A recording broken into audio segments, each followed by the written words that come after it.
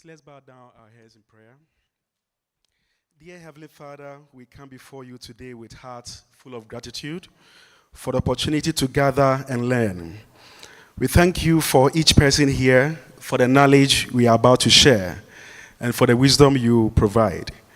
Lord, as we explore the relationship between religious communities and the state of mental health in Ghana, we ask for your guidance.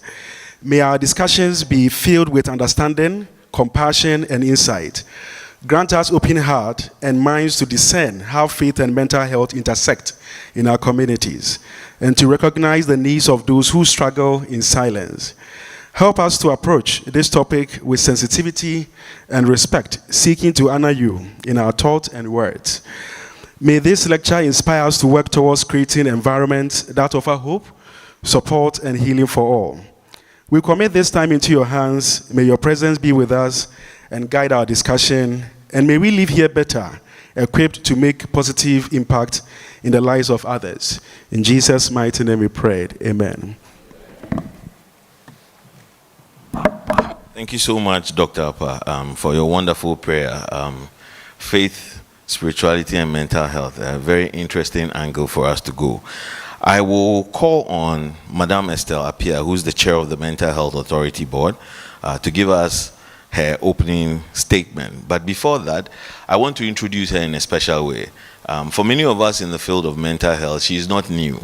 In fact, everything mental health is one of the things I admire about her the most. She's always there.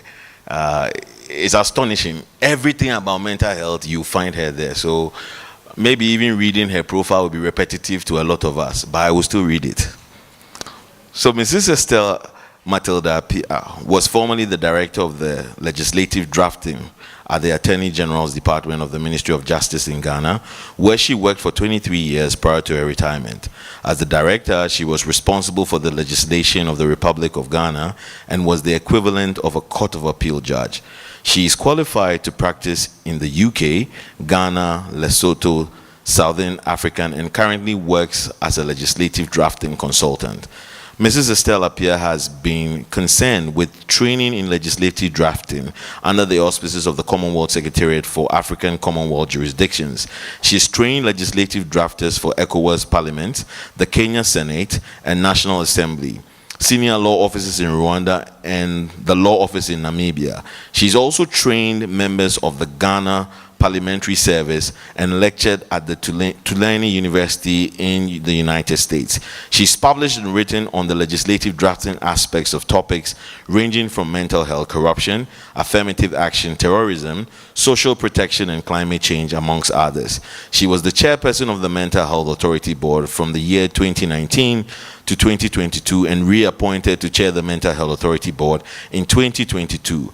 She's also co-opted member of the Parliamentary Service Board of the 8th Parliament of the Republic of Ghana. With a round of applause, let us welcome Miss Estelle Matilda Appiah.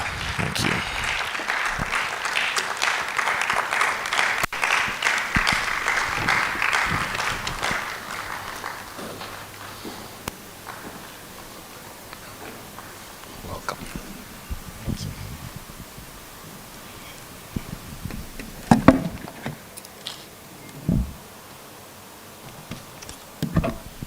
Good afternoon, everybody, and thank you for that introduction.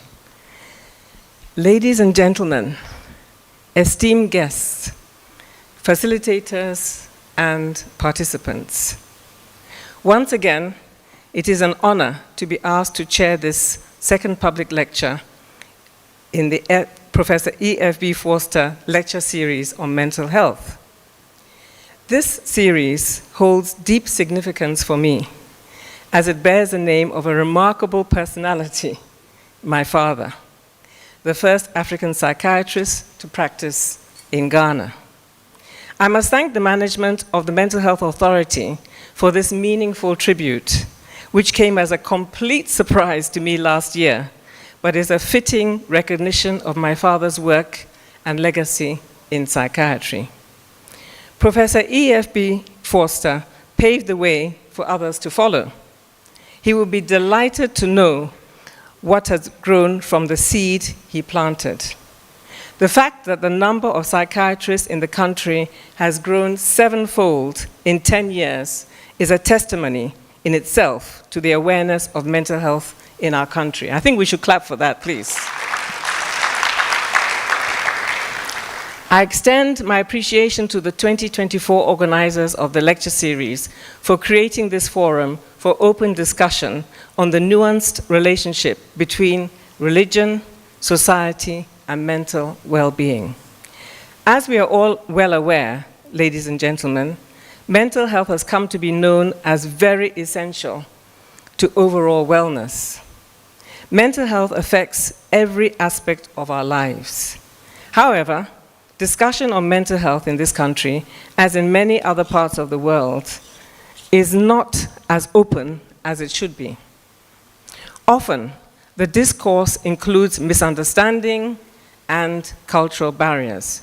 Yet, thanks to continued advocacy by our hard-working mental health authority, and of course other stakeholders represented here, we are growing to understand that mental health is critical to our daily well-being.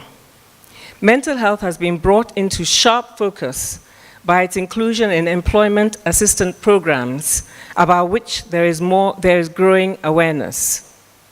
These programs offer a variety of services to employees that include psychological disorders and help employers to support troubled employees.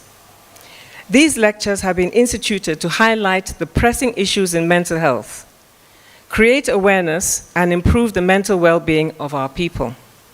Today, we gather to discuss an especially pertinent topic: religious groups and the state of mental health in Ghana, a conversation that is timely and overdue. We need to make sure that cultural barriers and misunderstanding do not prevent many individuals from seeking necessary support for mental health.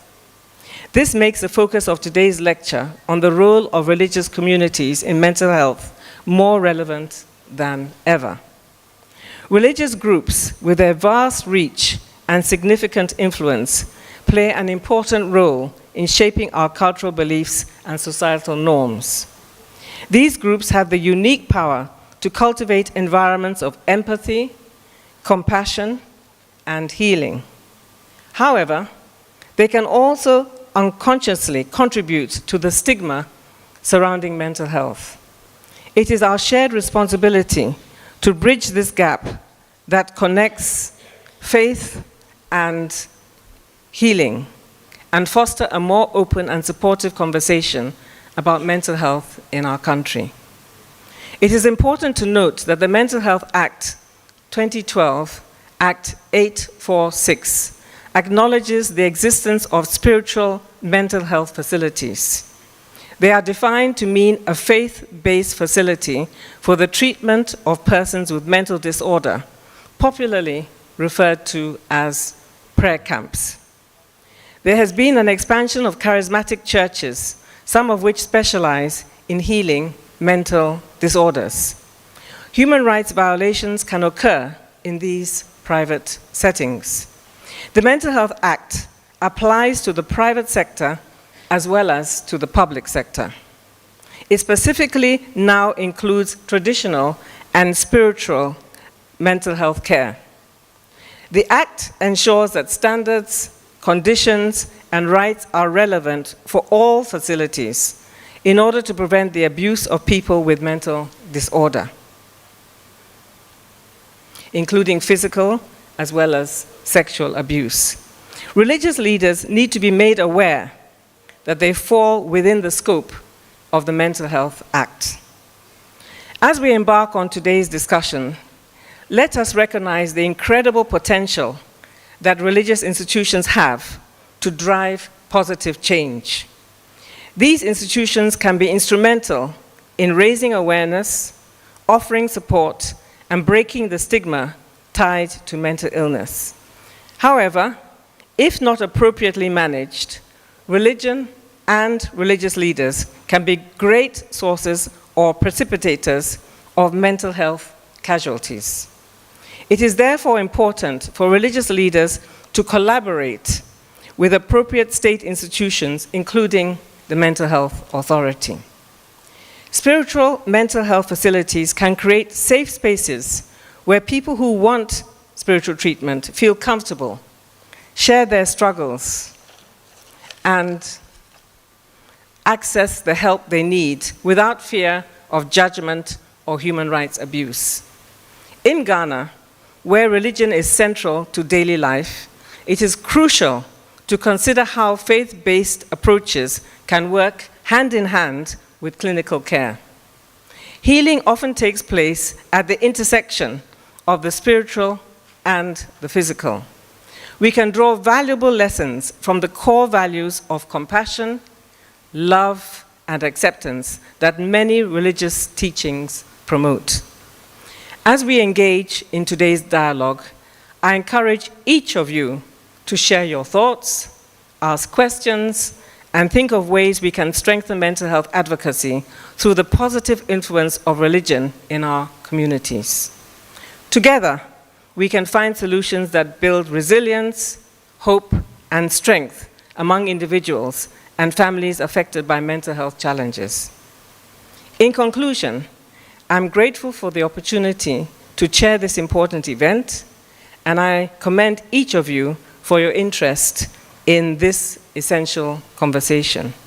I hope that by the end of our time together, we will leave with a renewed sense of purpose and a shared commitment to use the influence of our religious communities to support mental health positively in our country.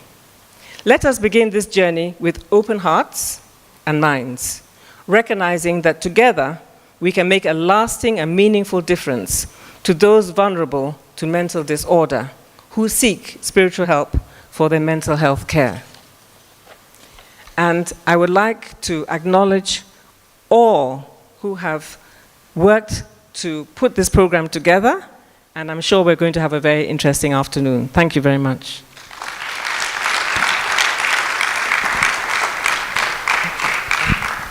Thank you very, very much, Mrs. Estelle Appiah. Every time she speaks, there's something else that I pick. And her voice is so soothing. It is therapeutic. In certain regards, she should have been one of us. And I say it for myself as a psychologist. Let's give her another round of applause. So before I invite the CEO of the Mental Health Authority, I want to acknowledge a number of people here. I want us to understand that it is in no order. It's just to acknowledge, and this is the list I have. In a way also, I want to plead with all of us, if I make any mistake on the way I pronounce your name, it's because I'm not wearing my glasses. Just so that we know. So I want to acknowledge the presence of Professor Akwesi Osei, who's the former CEO of the Mental Health Authority. I also want to acknowledge Professor Sami Ohene, who was my HOD. I want to acknowledge Professor Annabella Osei Tutu, who's an associate professor, Department of Psychology. She taught me. I'm related though. I also want to acknowledge Madame Estelle Appiah. She's the board chair for the Mental Health Authority. Dr. Erica Dixon, former president for Ghana Psychological Association. Sheikh Arim Yao Shaibu. And if I don't pronounce it well, it's my eye, as I was saying. We also have Major General Ewusi, representing the Chief of Defense Staff, Ghana Armed Forces. If I were wearing my uniform, I'll salute. Dr. Frank Lul, who's the officer in charge of the WHO Country Office, Ghana. Then Dr. Levina Jima, WHO. Dr. Peter Yeboah, Executive Director for CHAG. Dr. Kafui Odoi Mills from the MasterCard Foundation. Mrs. Diana Hopeson, counseling psychologist and ADR professional. Reverend Dr. Ebenezer Tetek Palam, representing the General Secretary of the Church of Pentecost. Reverend Cornelius Edem Luchu, representing the Chairman of the Church of Pentecost, Burma Camp Worship Center. Very Reverend Lieutenant Colonel Noah Boahin, 37 Military Hospital. Dr. Rosemary Kingley, Healthcare Federation of Ghana. Lieutenant Colonel Justic Isaac Inkum, the Salvation Army. Reverend Enoch Thompson, the Ghana Convention. And then Reverend Alex Ohime, Ghana Evangelical Convention. I also want to acknowledge the presence of the Public Relations Officer for the Ghana Psychological Association, Dr. Newman Arthur. Yes, GPA is also represented here. And I'll quickly now call on the CEO for the Mental Health Authority, Dr. Professor Pinaman Apao, to give us, yes, such mistakes are done, especially when you have known people for a very long time. She has been very integral in our practice as psychologists. And so we've addressed Dr. Prof, forgive me. Thank you very much. Madam Chair, esteemed religious and traditional leaders, distinguished speakers and panelists, esteemed invited guests, ladies and gentlemen, all protocols observed, and good afternoon to you all. Once again, I consider it a great privilege to welcome you all to the Prof. EFB Forster Public Lecture for the year 2024, the second in the series. It is a dream come true to witness such great minds come together to dialogue some of the most definitive yet extremely controversial drivers of our society, religion, and how it affects or is affected by our mental health, negatively or positively. I am excited about this lecture today, and it is my utmost pleasure to extend a warm welcome on behalf of my board to each and every one of you here present today. The theme of this year's lecture, Religious Groups and the State of Mental Health in Ghana, is a substantial and impactful one. Religion, as we know, has an integral role in shaping societies worldwide. And in Ghana, where religion permeates much of our daily life, it has a significant impact on our collective mental health. Mental health is a critical issue, especially in countries like ours, where literacy is not universal, and information gaps often allow for superstition and speculation to thrive. This dynamic between religion and mental health can lead to misconceptions and manipulations, which may have dire effects on one's mental health or even result in death. Our gathering today aims to shed light on these issues and encourage collaboration among different sectors to promote mental health awareness.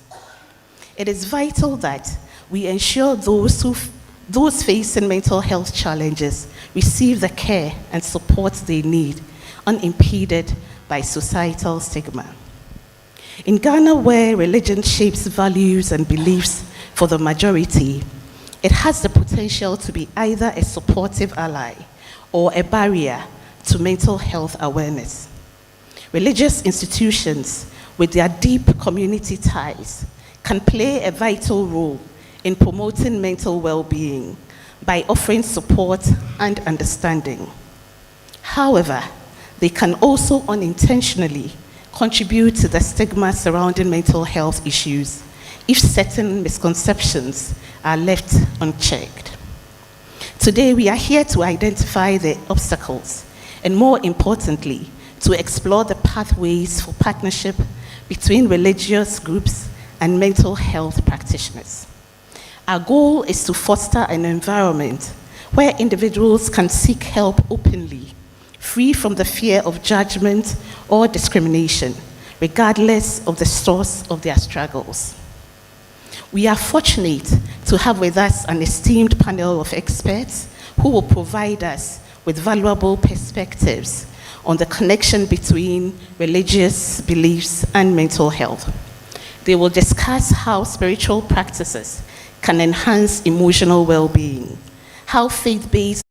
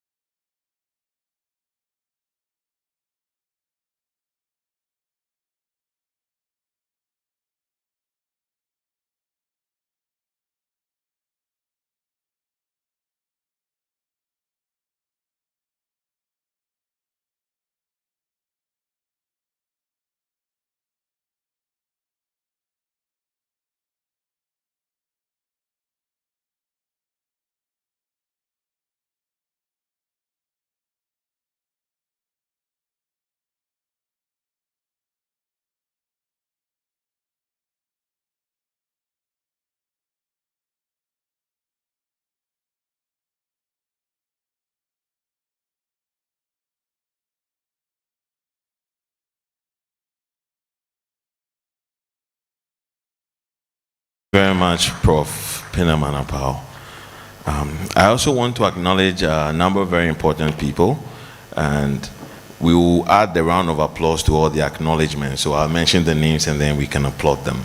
So we also have Mr. Benjamin Iga, former Cabinet Secretary, Professor Ernest York, the Vice President of the Ghana Medical Association, Dr. Ken Sego, Health Systems Consultancy, former CEO of Tamale Teaching Hospital, and also one of our sponsors, Bell Aqua. Shall we give them all a round of applause?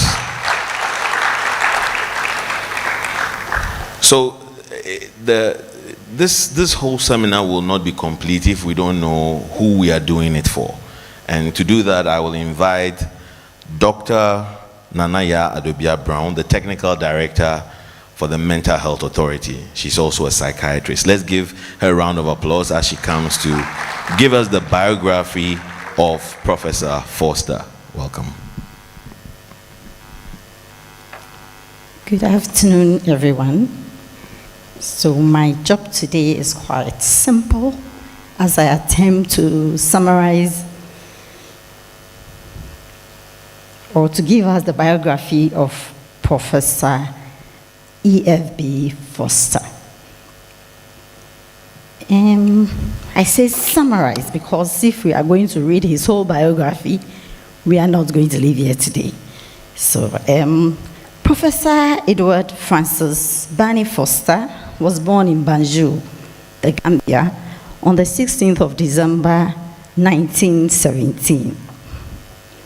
He spent his early years schooling in Sierra Leone and left for Ireland in 1937 to study medicine at the Trinity College, Dublin, where he qualified as a doctor in 1943. He later acquired further medical qualification, culminating in his MRC psychiatry in 1950.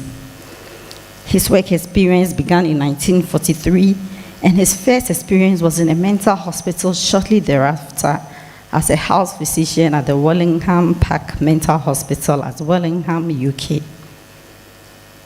After that, he became an assistant medical officer at the Central Mental Hospital at Hatton near Warwick, UK, where he served from 1944 to 1946, followed by a brief spell in general practice in Birmingham before his return to West Africa in 1946.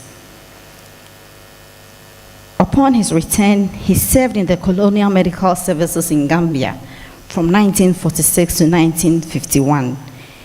During this time, he qualified as a psychiatrist and decided to apply for an appointment in the then Gold Coast, since there were no mental hospitals in the Gambia.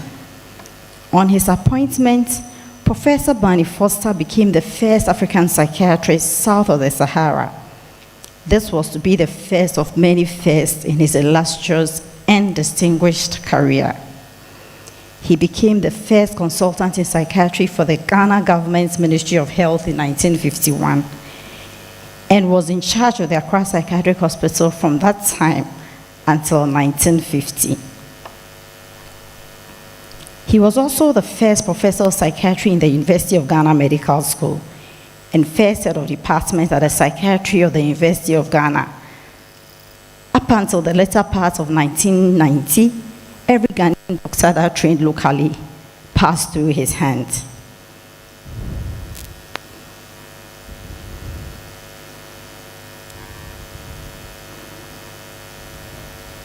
In 1962, he founded the Mental Health Association and became its first president. For his distinguished service in psychiatry in Ghana, he was decorated with the Grand Medal of Ghana in 1973. He gave 38 years of dedicated and loyal service to the nation of Ghana and retired finally only a year before his demise at the age of 71.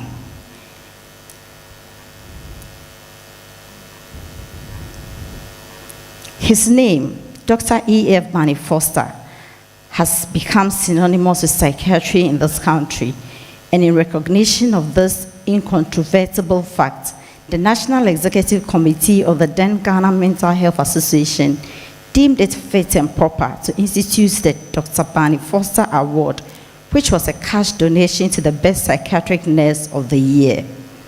Apart from his contribution to mental health in Ghana, he sat on the WHO Experts Advisory Panel on Mental Health in Geneva and worked as a WHO consultant to the governments of Switzerland and Seychelles on mental health. He also served as the president of the West African College of Physicians from 1983 to 1984. Professor Forster contributed to articles. Professor Forster contributed to articles to professional journals and is the author of a textbook for medical students entitled Psychiatry for Medical Students in Tropical Africa, published posthumously by his daughter, Madame Estelle Appiah, in 1997. Professor Forster was a member of many professional organizations, including the British Medical Association, the Association for the Advancement of Psychotherapy USA, the Association of Psychiatrists of Africa, to name but a few. His research extended over a number of problems, which included the integration of physical and psychiatric medicine, depression, schizophrenia, and wrote extensively on the theory and practice of psychiatry in Ghana. For his professional, academic, social, and humanitarian endeavors, the nation honored its adopted and devoted worker with the Grand Medal. Professor Forster was a tireless clinician who loved his patients, and his patients in turn always showed him great respect. Even in his last days at Accra Psychiatric Hospital, one could always observe him immaculately dressed, early to work, and ready to serve. He would not leave until the last patient had been seen. A story is told of the day when he was held by the tie by a very disturbed patient who threatened his life. But after he had been rescued, he asked the patient to sit down and then continued his examination of the patient as if nothing had happened. Such was the man. Professor Forster remained head of Department of Psychiatry at the University of Ghana Medical School even after his retirement until 1980. Following his retirement, he continued to be active in tutoring and teaching until as late as September 1981. His daughter, Madame Estelle Appiah, is the current chair of the Mental Health Authority Board. And it is this man that we honor with the EFB Forster Lectures. Thank you.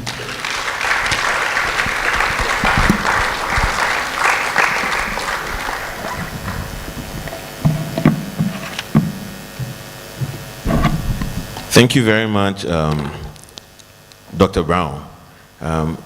We're going to go on to our special address, but before that, there are a number of solidarity messages that we have. So I would call on Dr. Henry Lawson from the Ghana College of Physicians and Surgeons to give us their solidarity message. Let's welcome him with a round of applause.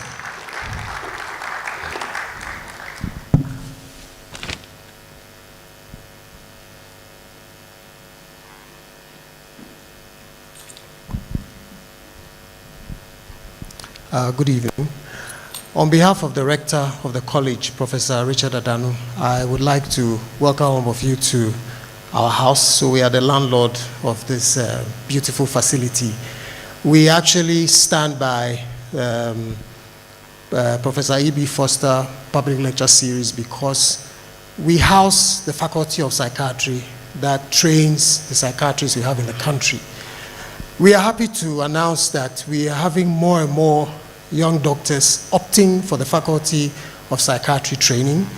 Currently, we have trained 49 specialists, and then we have 5 consultants for the Faculty of Psychiatry. Please, you have to clap. Because this is a very recent development. The first fellow, I think, was 2016, thereabouts. So over the years, it's been challenging, convincing doctors to join the Faculty of Psychiatry. In 2021, when we reviewed the status of our faculties, we actually made psychiatry one of the priority specialists. And so currently, if you enroll in psychiatry, you have what we call a straight fellowship program. You go through the membership and the fellowship as one appointment. You don't have to go and serve in the district and come back. We are also trying to do other packages to get more doctors to join the Faculty of Psychiatry. Currently, we have a collaboration with THET, where we are getting sponsorship to the Faculty of Psychiatry, and I think 3 other faculties that are also priority faculties to support the work that they are doing. And so we are happy to be part of this project. We thank the Mental Health Authority for all the support they are giving the training, and all the people that are working in our hospitals as psychiatrists. The college salutes you. Thank you. Thank you very much, Dr. Lawson. We also have a solidarity message from FCDO that is virtual. We are still attempting to ensure that we can have hybrid discussions. So can you please, thank you very much.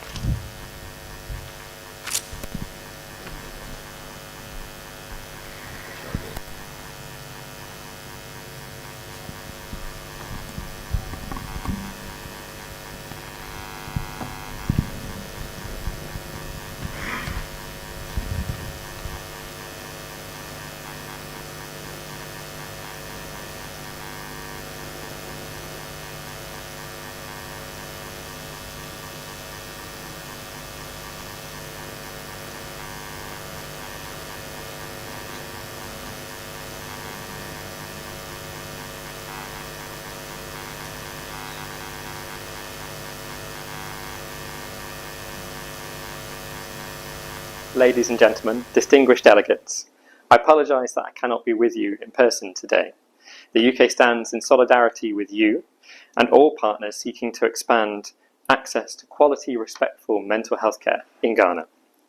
We strongly welcome the Professor E.F.B. Forster Public Lecture Series. It is such an important part of the much needed public dialogue on improving mental health and well-being for all. How people seek mental health care in Ghana is often heavily influenced by their religious belief and participation in religious communities. Indeed, religious leaders and faith-based healers are often the first port of call for many people seeking mental health care. That is why the focus of this year's lecture on the role of religious groups is a vital one. There are many positive roles that religious groups can and do play in mental health care. The first is on promoting the rights of persons with mental health conditions and addressing the stigma that they face. Traditional and religious leaders are respected and listened to in their community. And when people see leaders they respect raising concerns about stereotyping, stigmatizing, and discriminatory behavior, people will in turn consider their own attitudes and begin to change them. We hope that the positive disability terminology guides available in 10 local languages that the UK supported through our Ghana Samudi Jumadi programme are a helpful tool in promoting a respectful and inclusive approach on mental health care. The second is ensuring that people get the help that they need. As often the first point of contact, religious groups play a key role in directing and helping people to access support from mental health professionals, as well as providing the community and spiritual support that these people need in the places they live. The third is on safeguarding of vulnerable people. The rights of all people should be respected. Religious groups and communities can play an integral role in not just promoting a positive culture, but in proactively safeguarding people's rights, calling out practices that do not respect their rights, and helping people to get redress, working with mechanisms such as the Mental Health Review Tribunal. Better mental health and well-being in Ghana requires all of us to come together. I wish you a stimulating and practical discussion and look forward to continuing to work in partnership with you all. Thank you.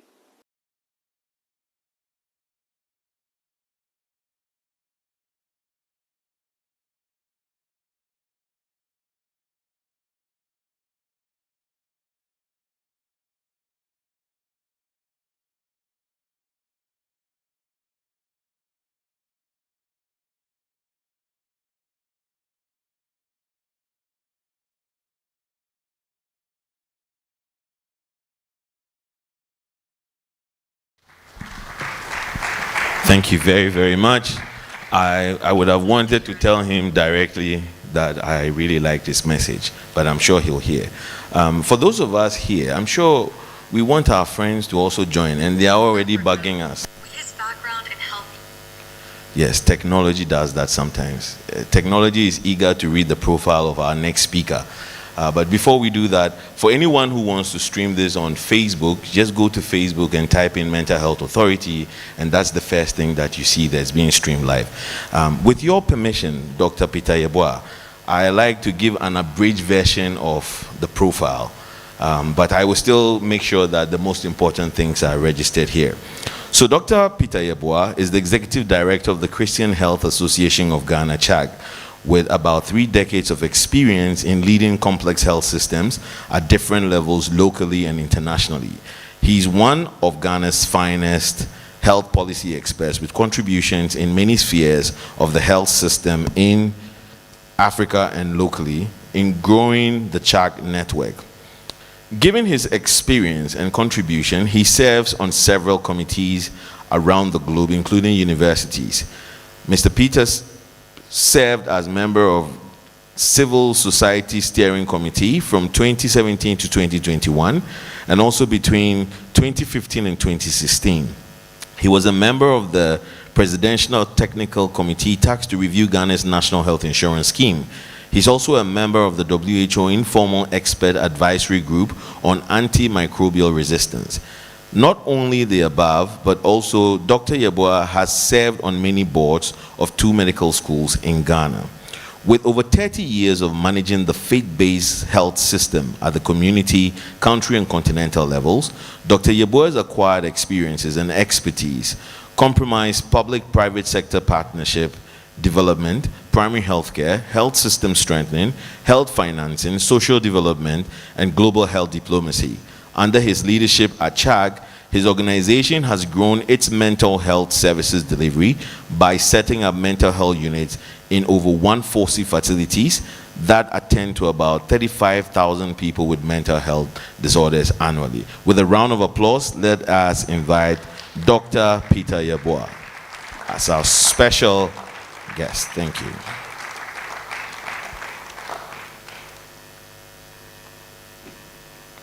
Welcome. Well, many thanks for the kind compliments in a campaign-style platform. For once, I thought I was being introduced as an independent presidential candidate. Thanks so much. Madam Chair, distinguished guests, members here on virtual platform, with pleasure and sense of privilege, I bring you prayerful greetings and best wishes from the Christian Health Association of Ghana.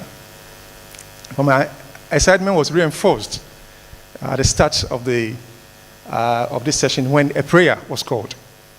And it's much more exciting in an era where you have increasing secularization of the world space, where public spaces are being rid of religion. Very exciting. Madam Chair, mental health has intrinsic and instrumental values. It helps us to connect, thrive, cope, and function productively.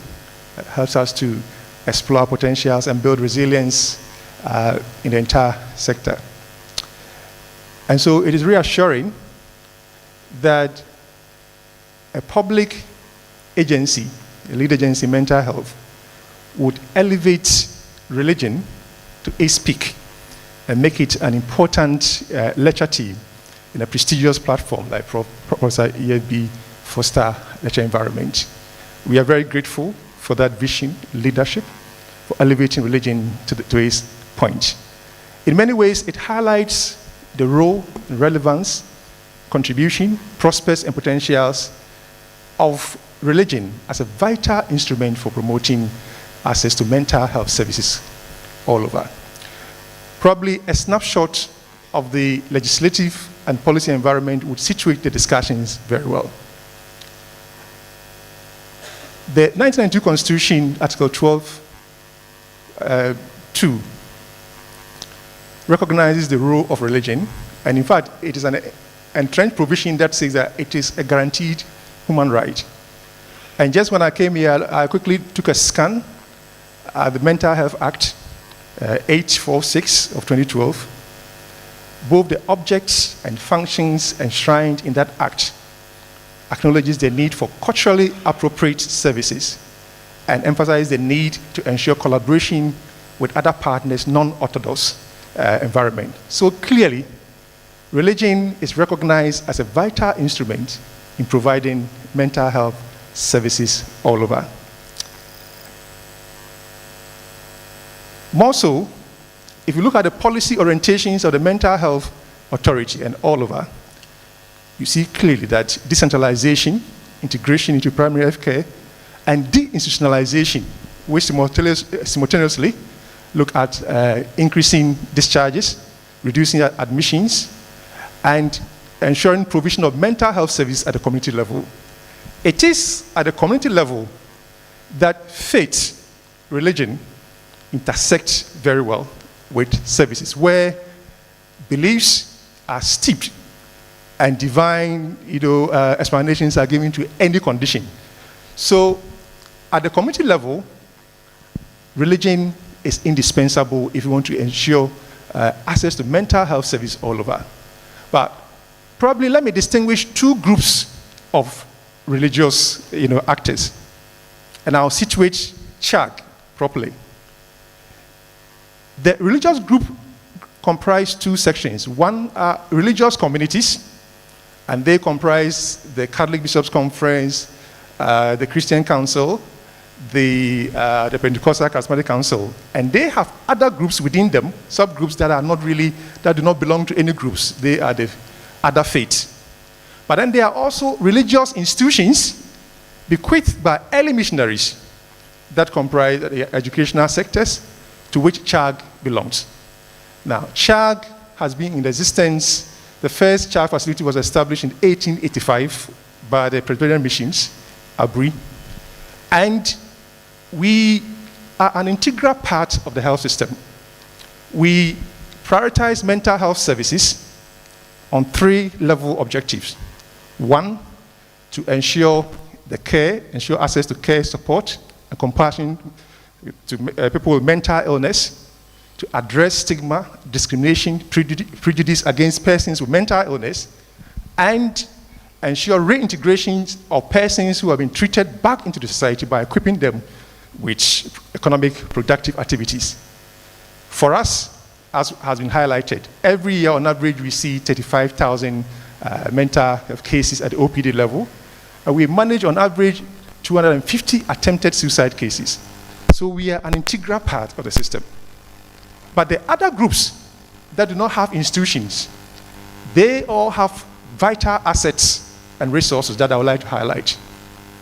Religious groups in our country or everywhere, they have convening platform. Remember, 71% of Ghanaians identify as Christians, and 19% now also identify as Muslims. And yesterday, I look at Sheikh Arimiao. Sheikh on radio says something, say the African is incurably or notoriously religious. I heard it on radio. These groups have unquestioned authority, captive audience, they have access to social spaces, the church space, the school space, interfaith platform. Much more, they are trusted and they are known in the societies. They are far more trusted by sometimes even technocrats and politicians and everywhere, because their authority is unquestioned. That is why, if they are not well engaged, provision of quality mental health service anyway could never be optimal. But these groups also, they provide several functions. They have community belongingness, care, support, compassion. But then, because of the unquestioned authority they have, there are also unintended consequences of their power. The power is sometimes misused, abused, and disused. We are seeing a lot of prayer camps, as has been highlighted, where they are forced fasting, people are chained, squalid conditions, abuse of human rights. These may be unintended, but perhaps they also reflect that they are feeling a need and gaps in the system. A quick scan within our mental health space, globally and also within our setup, identifies about 4 gaps. First, information gap. It is very difficult to understand the state of mental health, even within the entire health sector. Prevalence, incidence, who is affected, who is not affected. Sometimes mental health suffers from quite low visibility, as important as it is. But there are also governance gaps within the system. I searched for the word religion in the Mental Health Act. I couldn't find it. So governance is also probably a gap. I also look at resource gaps. We are fully aware that recently we are seeing lots of improvement in budgetary provision. We have expressed commitment to support mental health activities, and we hope so, but still, there are gaps in human resources, gaps in financial resources, gaps in all over.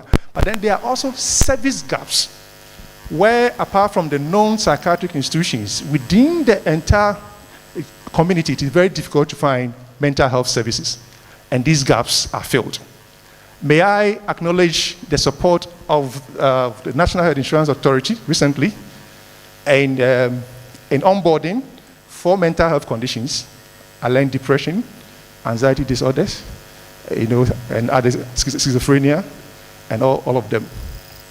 But it is an unintended fact that in their attempt to incentivize psychotropic medicines, there's also a gap in psychosocial interventions. That's a gap. That means the gaps ought to be filled by who? This is why it is time to promote active and intentional collaboration. People at the community level trust religious actors, and most learned people sometimes know, or sometimes seek concurrently, biomedical help and also spiritual help. That is why I see this forum as a call for collaboration. It is time to move from silos to synergies to address the fragmentation within the entire system. And by which I mean, we need collaboration, actual collaboration, and prospective collaboration. By actual collaboration, we are seeing cooperation already at the community level, where some prayer camps are engaged by mental health workers. They allow them to visit, they also refer. Some of them even ensure that medications are taken. That collaboration is great. But in order to ensure intentional and meaningful engagement with religious actors and leaders, I want to suggest 3 things. First, biomedical health workers, psychiatrists, psychologists, will need some competency in culture and religion to understand the community's view, cosmological worldview about health, illness, and treatment. That is very important if we are to live collaboratively. Second, it is very clear that we need to build trust. Trust building. Sometimes we dismissively ignore the power, influence, the gravitas and levers faith-based actors have. And they can wreak havoc on our system. And so we need to build trust and confidence, engage them. But we also need to enhance regulatory oversight, supervision, mentorship, and engagement. Because if they are not well engaged, the reality is that the powers they have could be misused. And then finally, I believe strongly that we have to have a health information system that recognizes the role and contribution of religious leaders. Sometimes in our quest to ensure attribution, we ignore contribution of other actors. It is time to reorganize the health system to ensure that all key actors are recognized. This is where I would like to reinforce the fact that we need effective leadership and governance that is all inclusive. We need, as a matter of urgency, to ensure that all acts, everyone is on board. We need to ensure provision of comprehensive, well-integrated mental health and social care at the community level.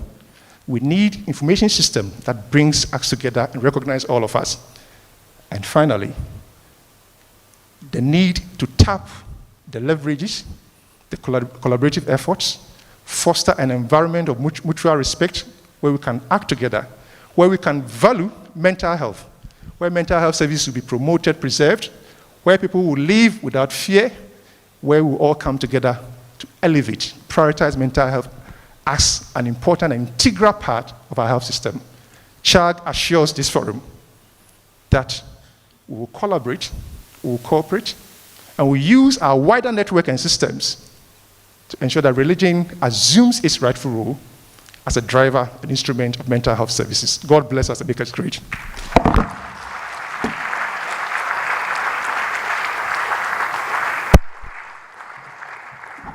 Thank you very much. Let's do it again with a round of applause for Dr. Pierre. I think that Professor Forster was a prophet. He saw ahead of his time. And his name, with a special speech of, we have to foster collaboration. So, you know, Forster and Forster only says that he had seen this a long time ago. And truthfully, I think it is true. It's only collaborations that will allow all of us to be able to see the goal that we are looking for. Now, I would like to still acknowledge a number of people also.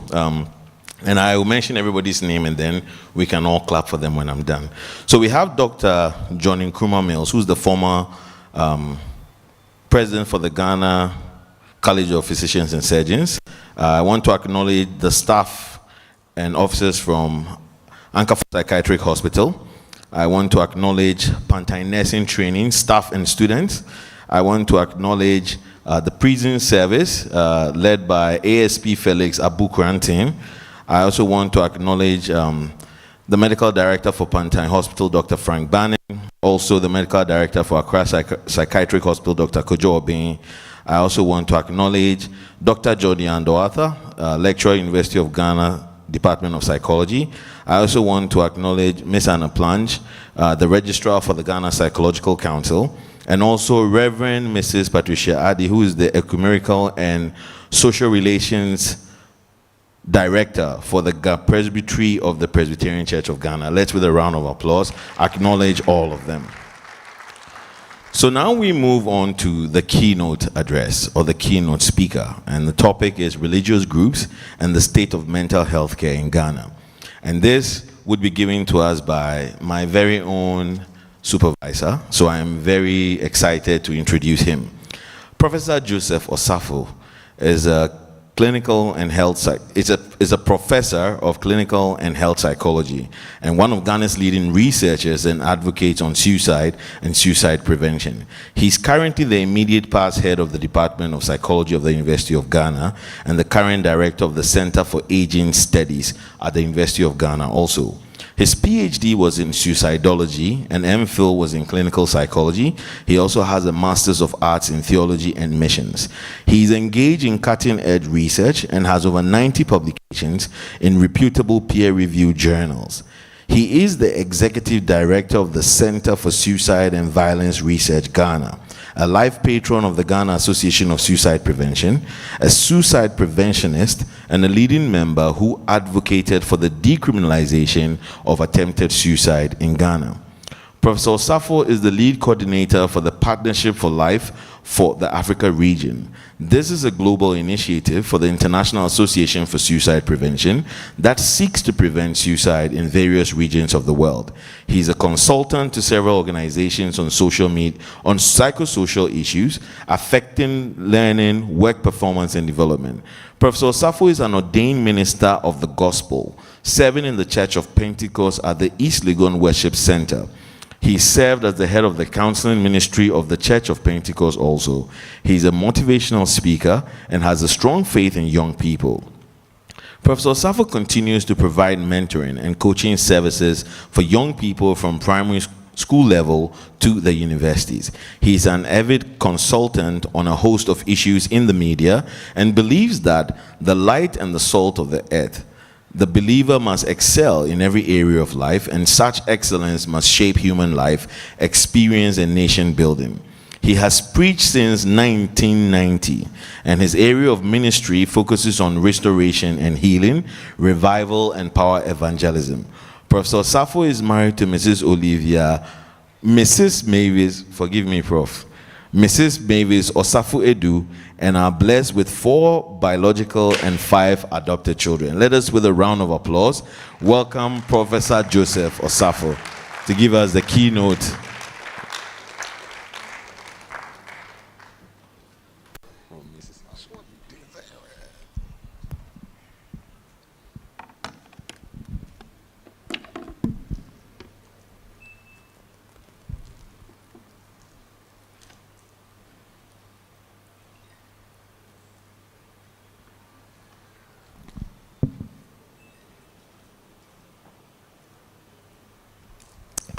Thank you very much, and good afternoon, ladies and gentlemen.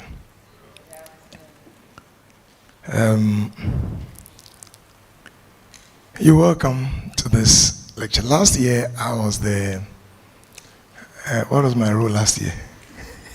I've forgotten the role I played, but I was here. I was seated, I think, on the third seat here, and the lecture was delivered by Professor Ohene, and I remember the issue that came up was addressing the elephant in the room. Do you recall? And that was funding mental health. Today, I'm the one giving this lecture. Last year, somewhere around June, I think so, I gave a similar lecture at the British Council. That was on June 7th. It was Kwame Diako Memorial Lectures. And I was asked to address the role of theological institutions in mental health. And that was done. Today I'll be looking at religious groups and the state of mental health care in Ghana. And so, stand on the existing protocols already established, let me go ahead and use the next couple of minutes given me. I'm giving 40 minutes, and I told Dr. Penaman that, Professor Penaman, that usually lectures are given 2 hours to teach. So she can give me just 40 minutes. It's a lecture. And if it's a lecture, I'm taking my 2 hours. But don't mind me. It will be done in time. So I'm going to be attempting to prosecute a certain, not agenda, but idea on perhaps what model should we have when we're talking about looking forward to have a collaboration with religious groups. But I will do that by going through 7 quick issues.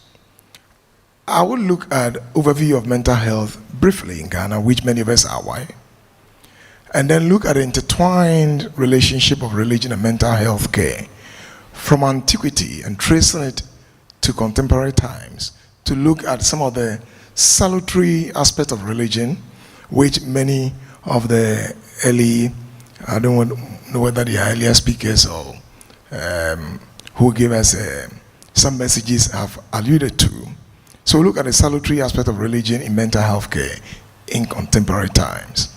And then number 4, I'll look at that religion is not always positive. And so I'll be looking at some of the negative, either pathological or psychopathological dimensions of religion that we have to be cautious of. And then look at what is happening in Ghana. And under that, I'll look at the current preponderance of prophetism under the new strand of religion called New Prophetic Ministries. And look at 3 clear characterization. I'll look at charisma and the possibility of, abuse arising from the hierarchy of leadership. I'll look at character, and I'll look at commercialization. And then we'll look at mental health implications of their characterization, about 6 of them. Then the crucial contributions that religious groups can make as we look forward to improve mental health through collaboration, and draw some concluding thoughts. So that's what I will be doing. I want to make some disclaimers. It's very important. As you heard, I'm a pastor ordained to work in the Church of Pentecost, and I'm a practicing psychologist. I'm a sociologist with 17 years of experience. I have an MA in theology, but I'm coming into this lecture with a rather objective perspective, but not to look at, for example, what people are doing wrong and what they're not doing right, but at least to give us, to counterbalance some of the positive things we have heard about religion with some of the issues that we should be careful about and address them. And so bear with me if along the way you feel like I'm shooting too much, and then bear with me if you feel I'm too down. I'm just doing my best to maintain a balance, which can be very delicate. So mental health in Ghana presents a very complex landscape, as many of us are aware.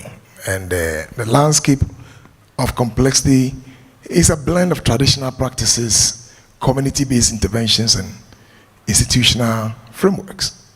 And in fact, the field has evolved and keeps evolving as we are aware.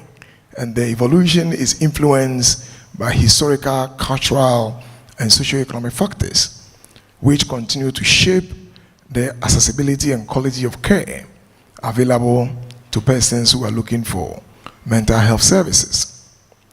Our mental health system, as we are aware, has undergone some significant and notable reforms since we enacted the Mental Health Act 846 in 2012. And the aim of that act was to improve the quality of mental health care and promote the rights of individuals with health conditions. But these advancements, nevertheless, we still are seeing a lot of challenges, especially with the implementation of the act. Challenges with regard to inadequate funding, which we addressed last year, insufficient human resources, lack of public awareness. All of these are problems that we are currently facing. Community mental health is ongoing. It's primarily delivered through a cadre of community, mental health workers, and they work in various communities in Ghana. Clinical psychiatric officers, community mental health officers, all of them are working. But along with this cadre of professionals is a group of persons called religious persons or religious leaders in the communities who exercise a lot of authority and power and have a certain, worldview of how mental health should be viewed. A significant barrier to mental health care in Ghana, as we know, is stigma associated with mental illness, and people are, as a result, or consequently deterred from seeking help within time. And in fact, some studies continue to report that stigma affects the willingness of people to access mental health and also influences attitudes of family members and caregivers towards those with mental health conditions.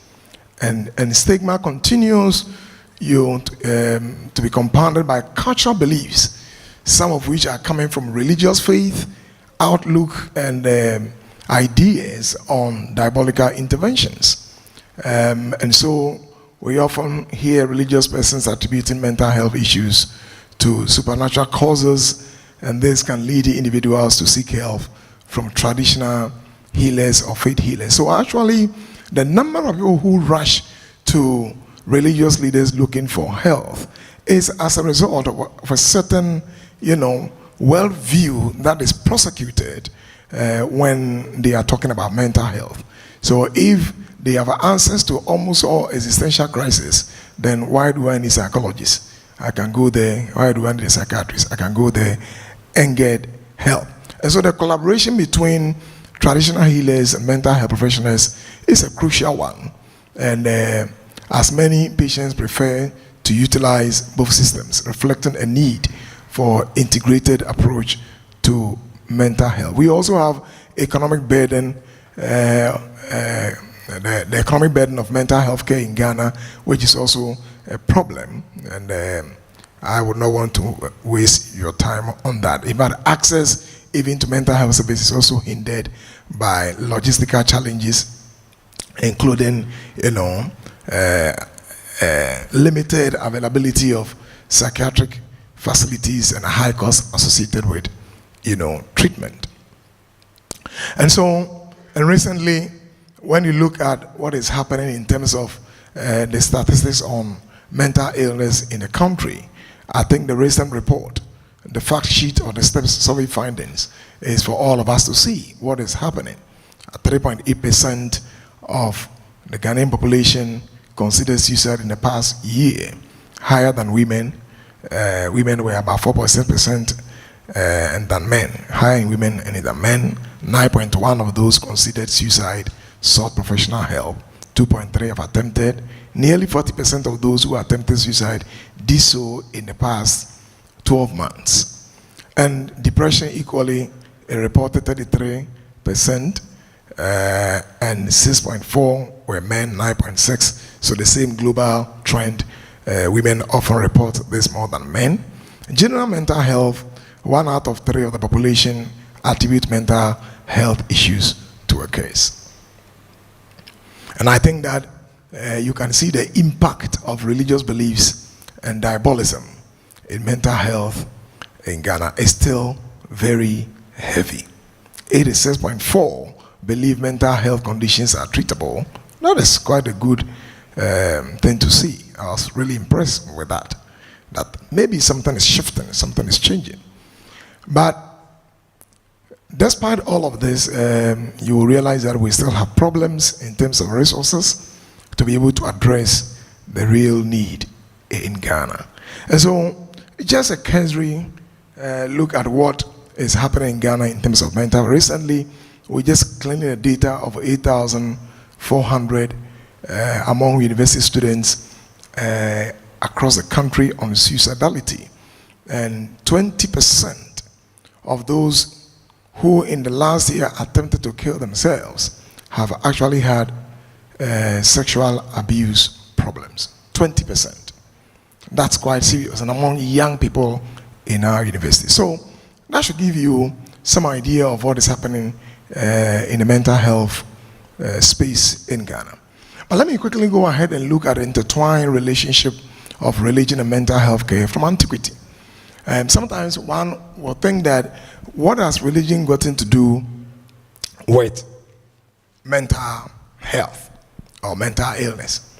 But it has a lot to do with it. Christianity and psychocentric workers share many ideals, and the ideals include a holistic understanding of mental well-being. In fact, before 3100 BC in Egypt, evidence from the pre-dynastic period shows that mental and physical illnesses were viewed in religious terms.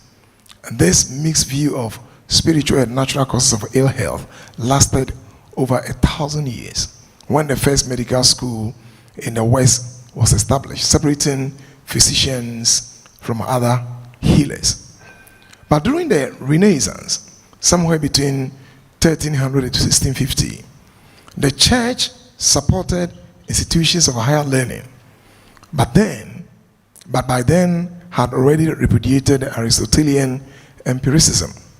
And so during this period, the church discouraged the clergy from engaging in surgery. In fact, and encouraged them to focus on ecclesiastical duties.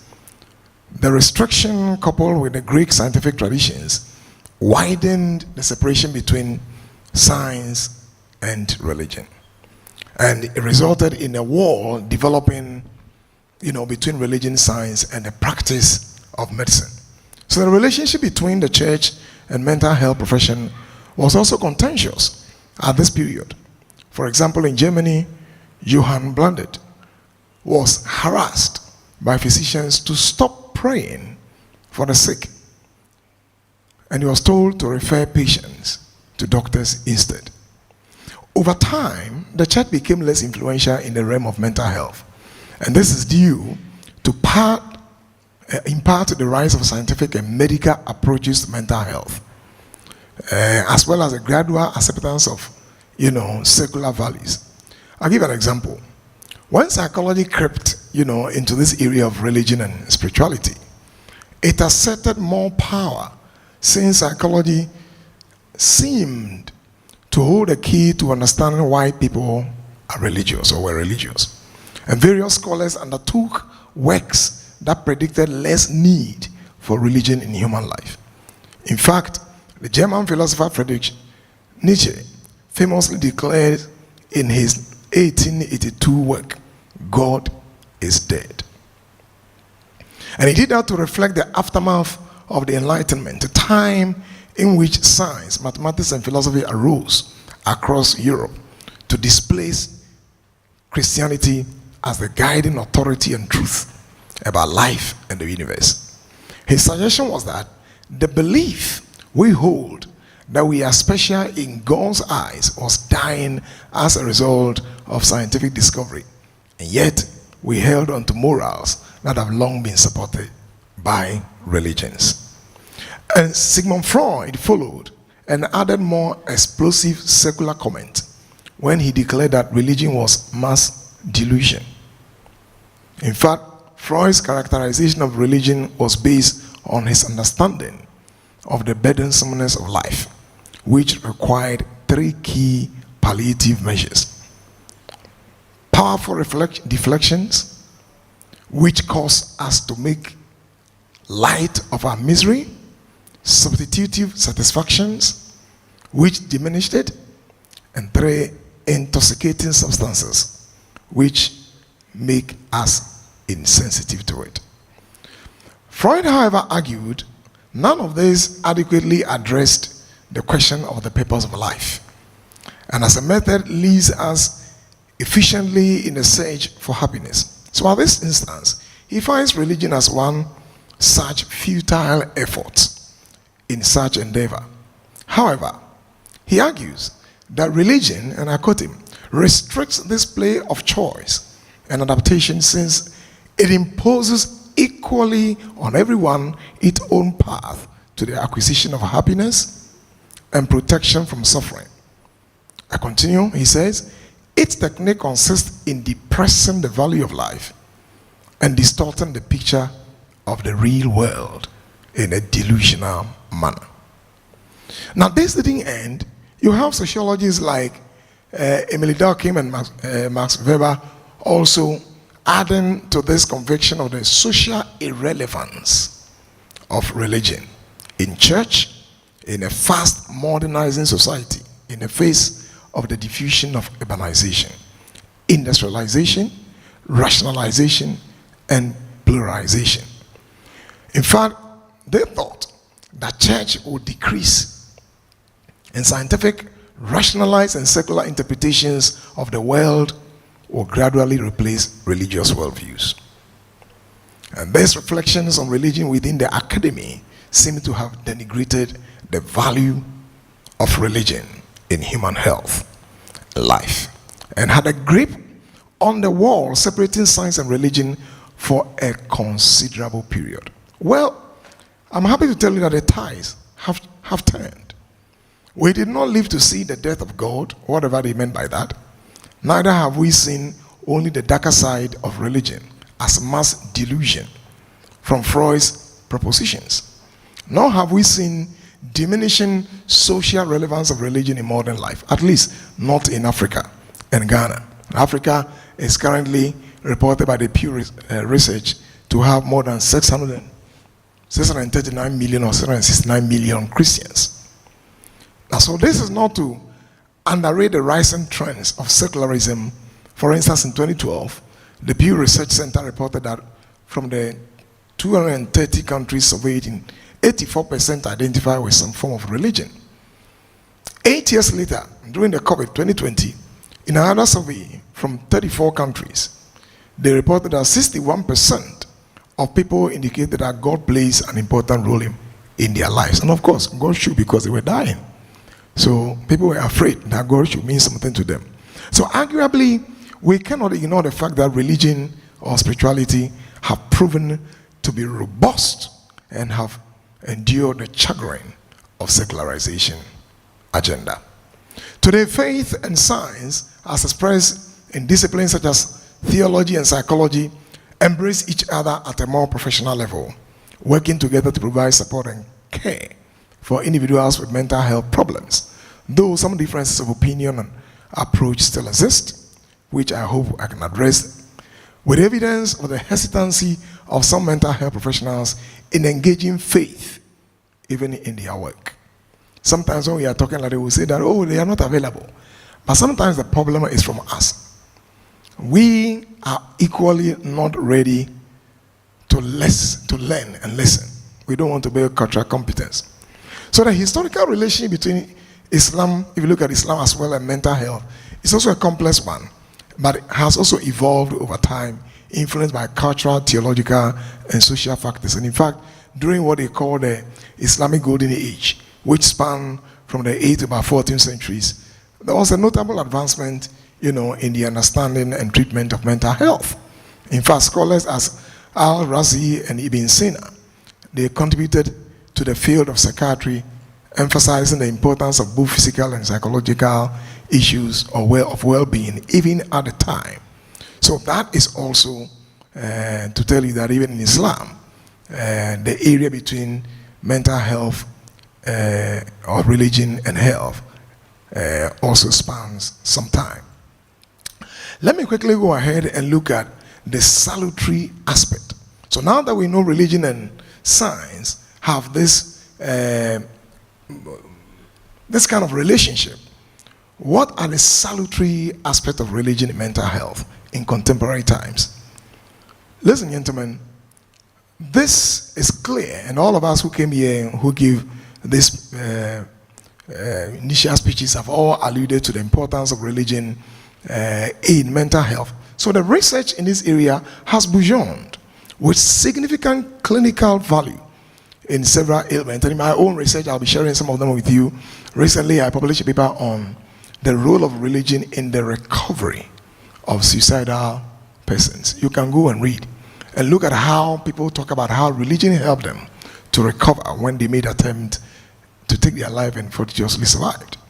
So though people question the biomedical legitimacy of such religious model of healing, the market for such therapies continues to grow, and the call to engage them as part of the healthcare toolbox is on the rise.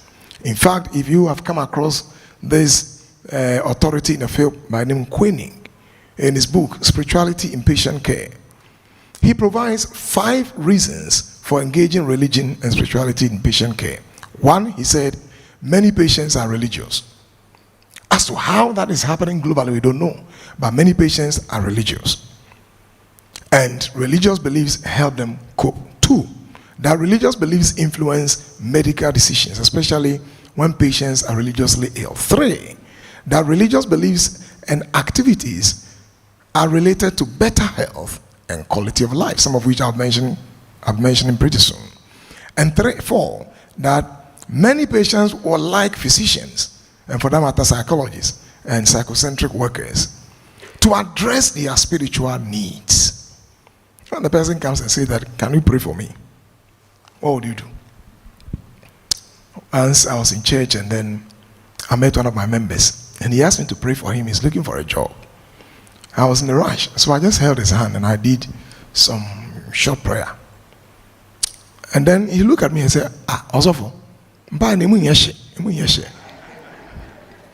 I have to be adding some fire. And finally, addressing spiritual needs of patients has long been rooted in the long historical relationship between religion, medicine, and healthcare. And so the clinical significance, as I said, have beyond. And I'll give you just some I came across from the Handbook of Religion and Mental Health. 78% of studies have reported significant correlations between well-being and religion or spirituality.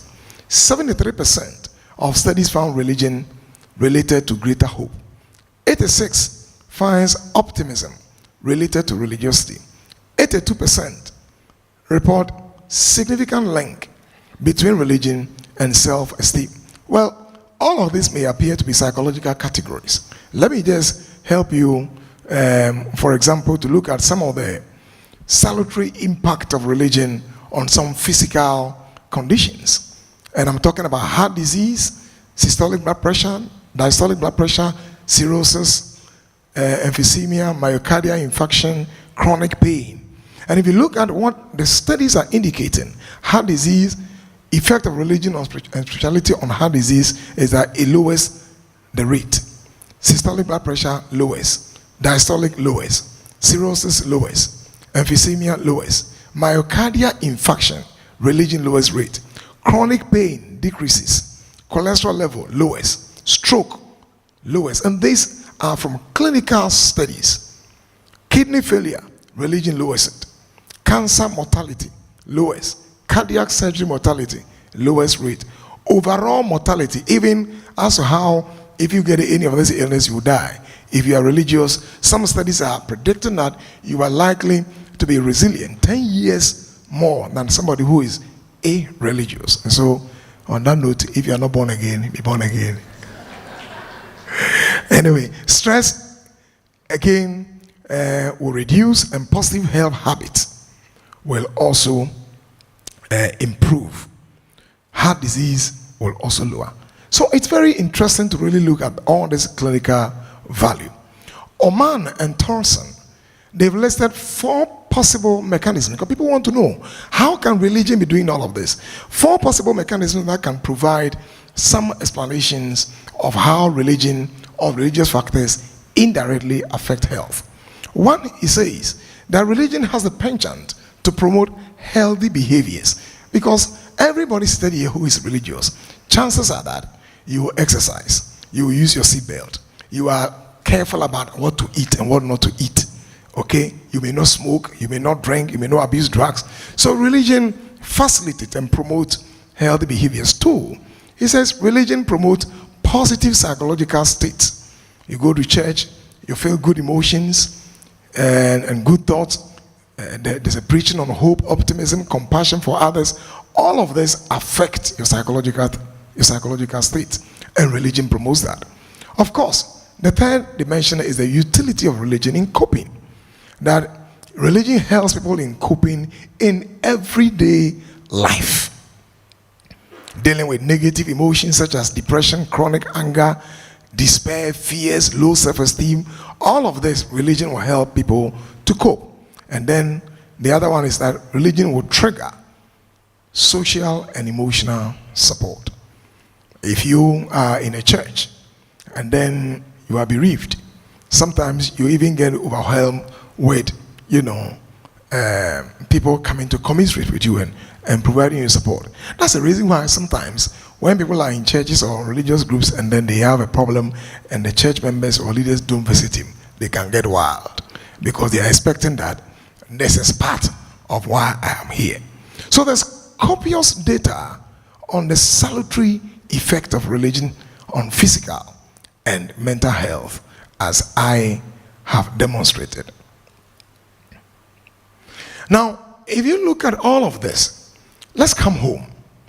And time will fail me. My friend has done a good job already to tell you what religious institutions like CHAG is doing. Okay, so many things that religious institutions are doing.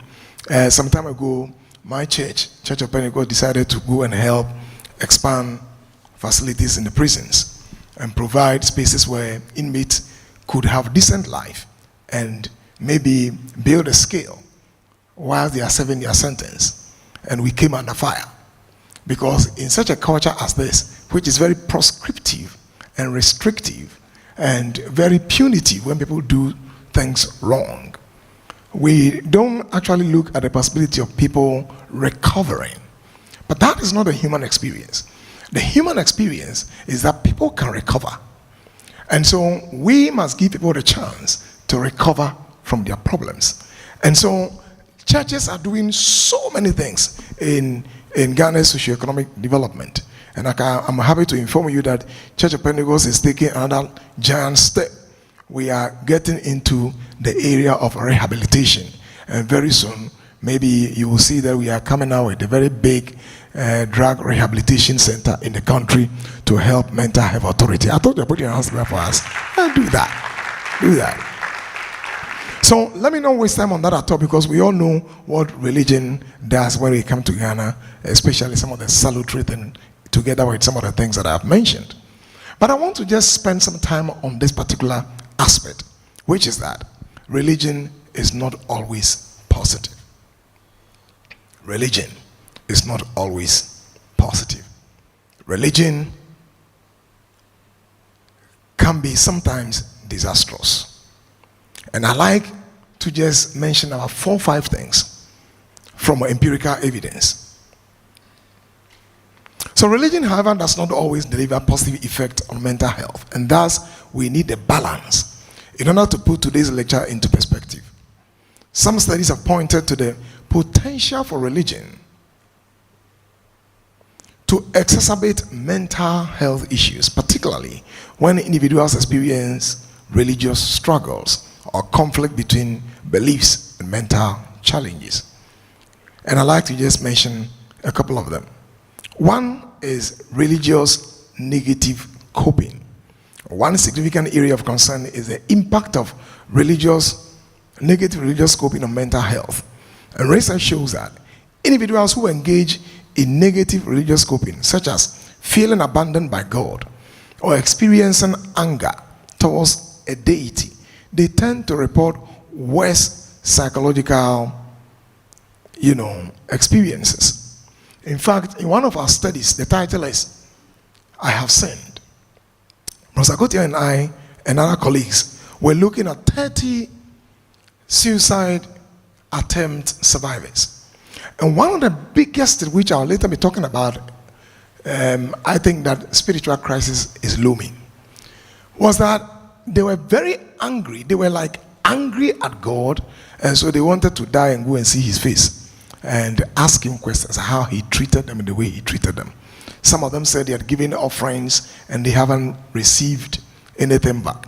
This kind of transactional Christianity and doctrine that seem to be so preponderant in our context ought to be carefully theologized and challenged. And so negative religious coping is a big one. Then spiritual struggle. The concept of spiritual struggles where individuals grapple with their faith or question their beliefs has been associated with increased psychological distress. And in fact, Queenie pointed out that unmet spiritual needs, particularly those involving struggles with faith, can lead to negative health outcomes, including increased mortality risk. Not only that, religion can also lead to inflexible and dogmatic religious beliefs. The rigidity of certain religious beliefs can also contribute to mental health issues. And research indicates that individuals with inflexible or dogmatic religious views may experience heightened anxiety and depression, particularly when they are faced with life stresses. For instance, a systematic review by Queenie reveals that while religion can provide comfort, it can also be intertwined with neurotic and psychotic disorders, complicating the relationship between spirituality and mental health. Not only that, religion can also robustly process people on the path of radicalization. And radicalization is a very complex and multifaceted process through which individuals adopt extremist ideologies that may lead to violent actions. 2 or 3 years ago, you heard about what happened in northern Nigeria, where some extremists entered into a religious setting and hacked people and killed them. That is radicalization. It is essential to understand that radicalization is not merely a linear progression, but rather a dynamic and non-sequential process influenced by various, psychological, social, and environmental factors.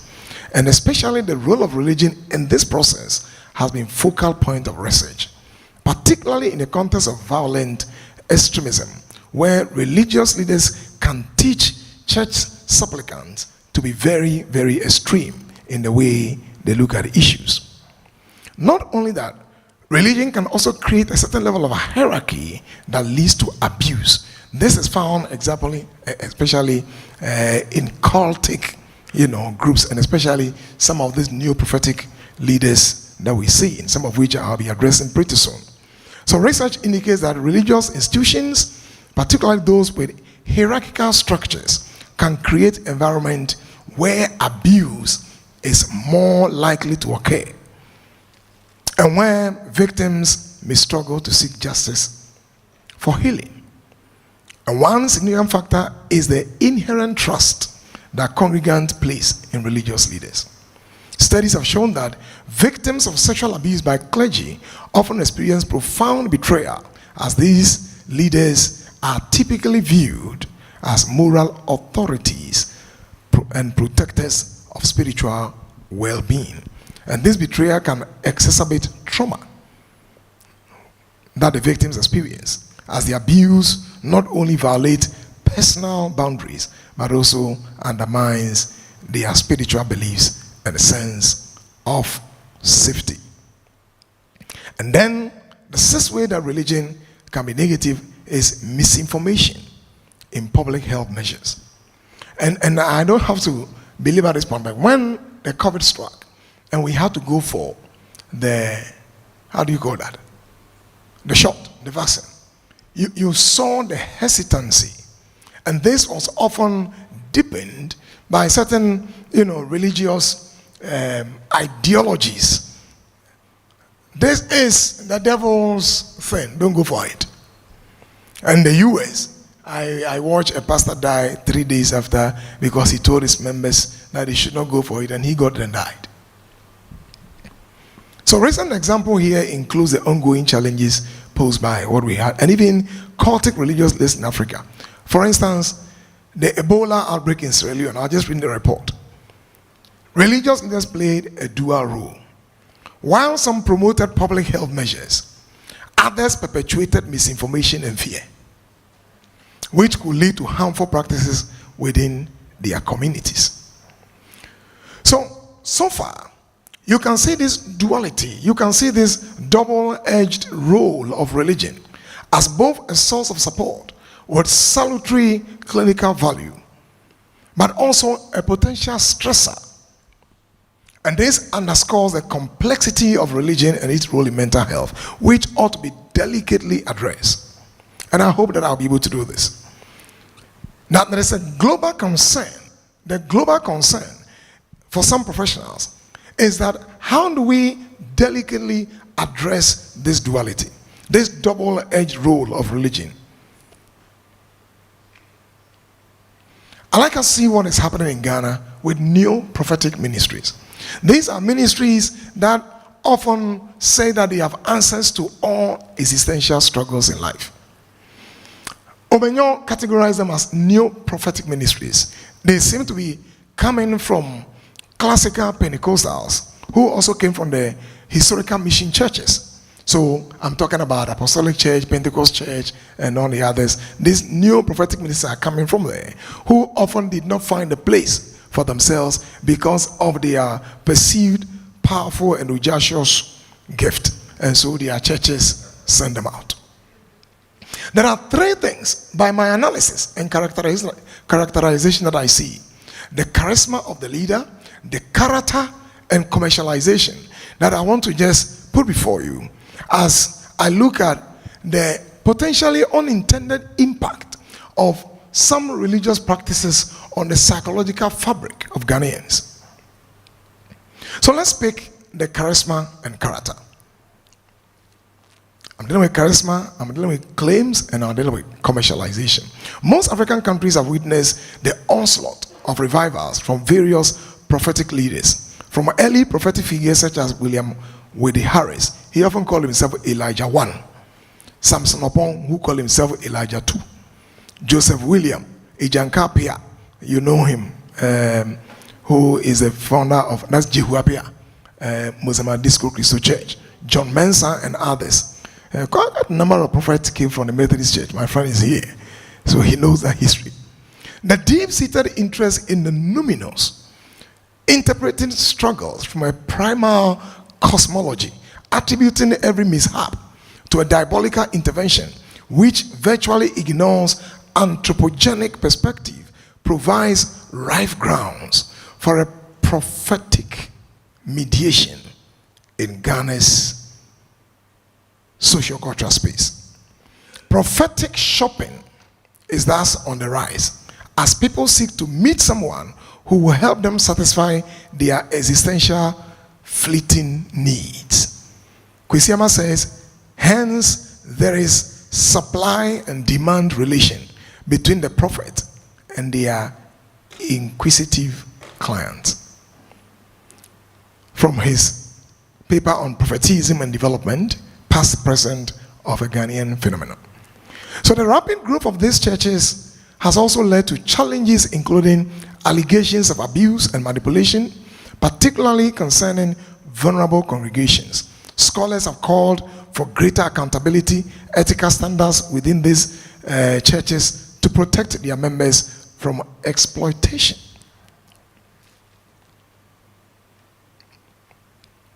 As leaders from these churches often make far-reaching claims, some of which I'm going to be mentioning. With all apologies, we are doing intellectual exercise, so don't worry. In fact, the situation sometimes is very much compounded because some of these prophets are virtually seen as angels. Angels who can turn into snakes, come to your dreams and warn you. Some of the claims that are coming these days, in 2016, let's look at their claims and practices. A popular televangelist said, he can turn into a snake and bite you.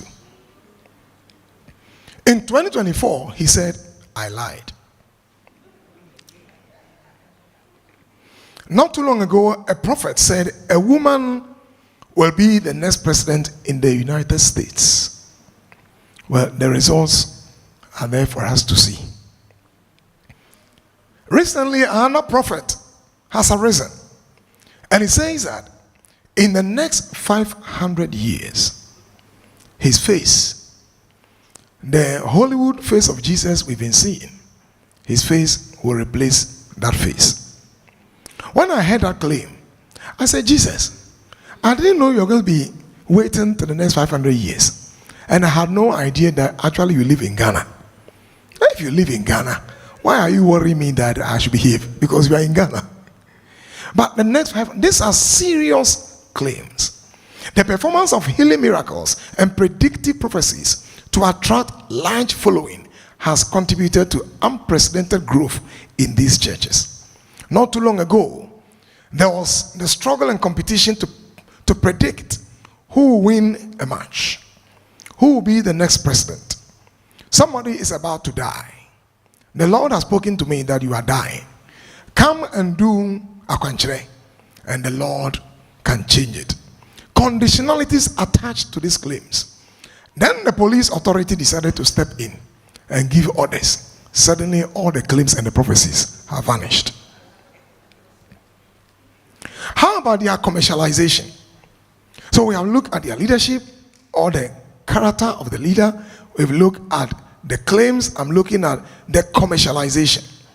They are all on our television stations.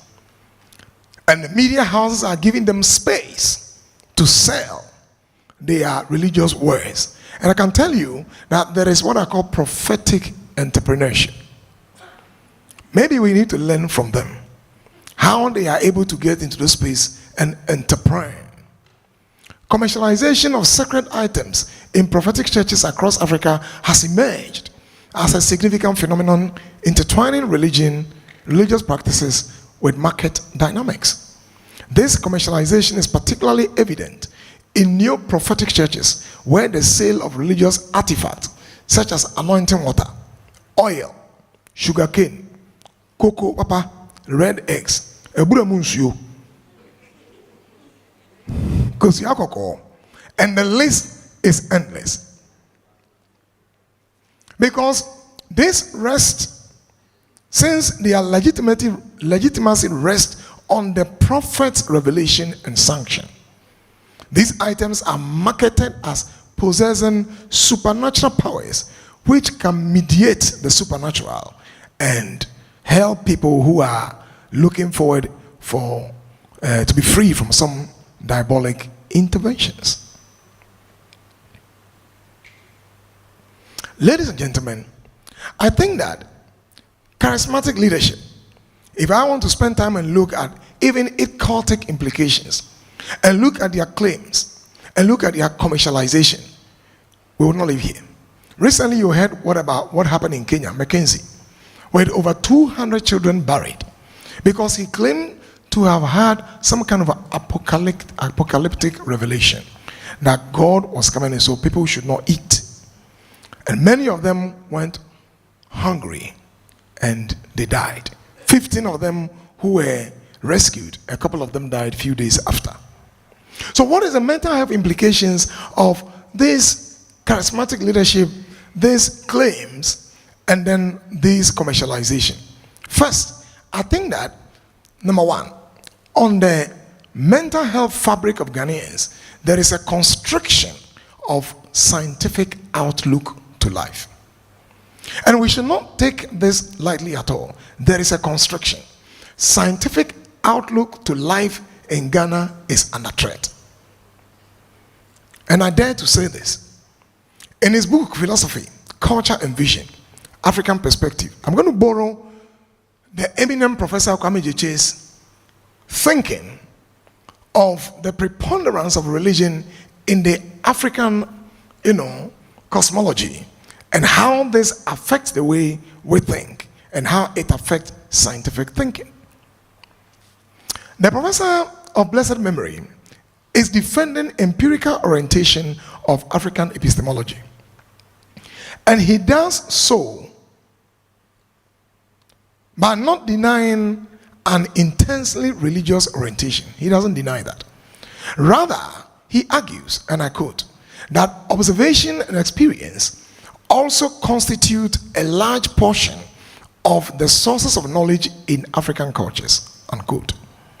In the analysis, the eminent professor blames the preponderant religious outlook as antagonistic to the development of scientific thinking.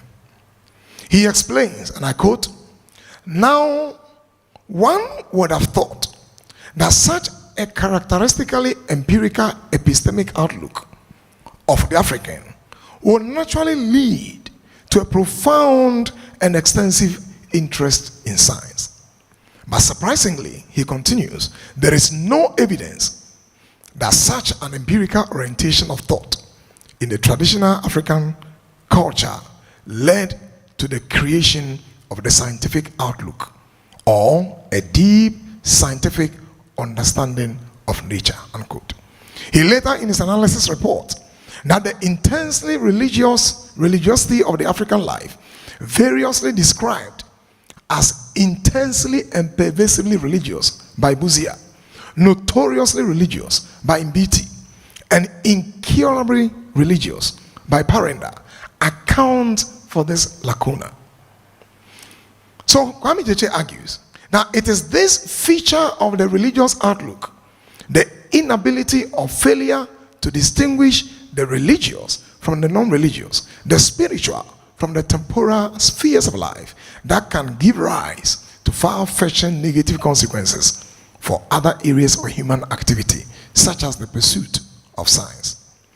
JJ saw an intensely religiously charged cultural outlook that was inimical to scientific growth when he bemoaned that the inability of the practitioners of our cultures to engage in sustained investigations and to provide intelligible explanations or analysis of their own observations and experiences made the pursuit of science lackadaisical and consequently stunted its growth.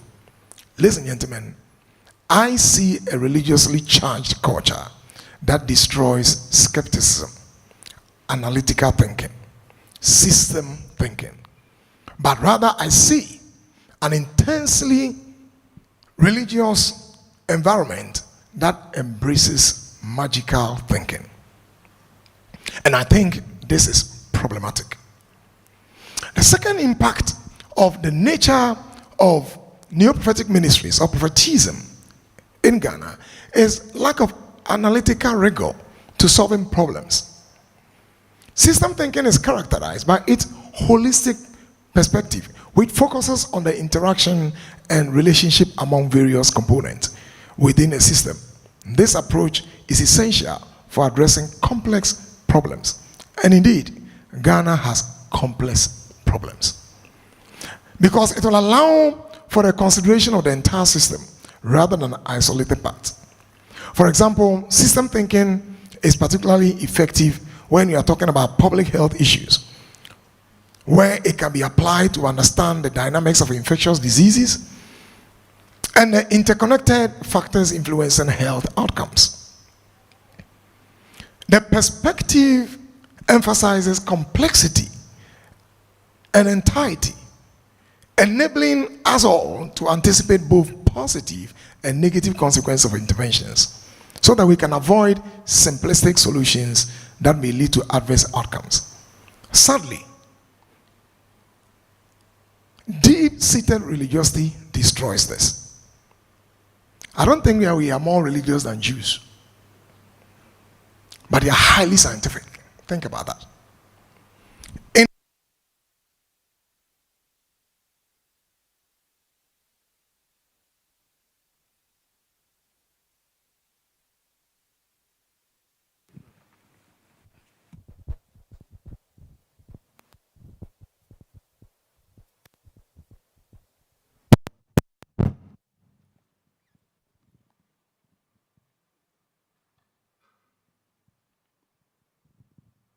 Thank you very much.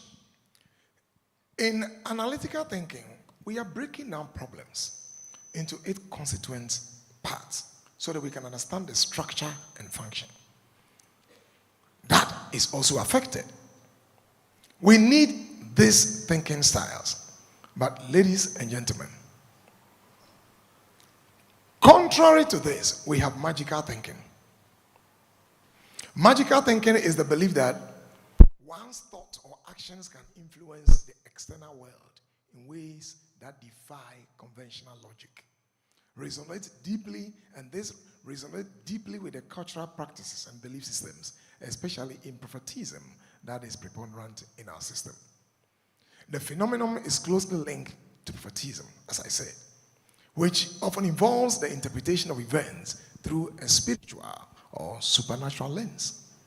In many African cultures like ours, the intertwining of magical thinking and prophetism is serving as a coping mechanism for individuals facing uncertainty and adversity. In fact, it is a problem because it creates a problem because magical thinking has impact on mental health. What it does is that people are unable to sit down and be agentic to think about how to address issues. Wagner et al. Demonstrate that magic-based interventions could affect self-esteem and could increase depressive symptoms. And we need to address this. Magical thinking. People are thinking that something is doing them. Diabolical intervention in Ghana is too rife. The second impact of neo-prophetism in the psychological fabric, the third impact, is a psychology of fear and deep sense of enemyship. There's a psychology of fear in Ghana. There is a sense of enemyship. Everybody is looking at who is doing me. Oh yes, oh yeah. And the prophetic practices often emphasize the existence of malevolent spiritual forces that can influence individuals' lives, thereby fostering pervasive sense of fear. The fourth is agency and conscientiousness. This, I think, is lost. While prophetism may serve a source of community and cohesion and bring people together and give people succor, it can also undermine personal responsibility and conscientiousness. And these are very crucial for optimal health.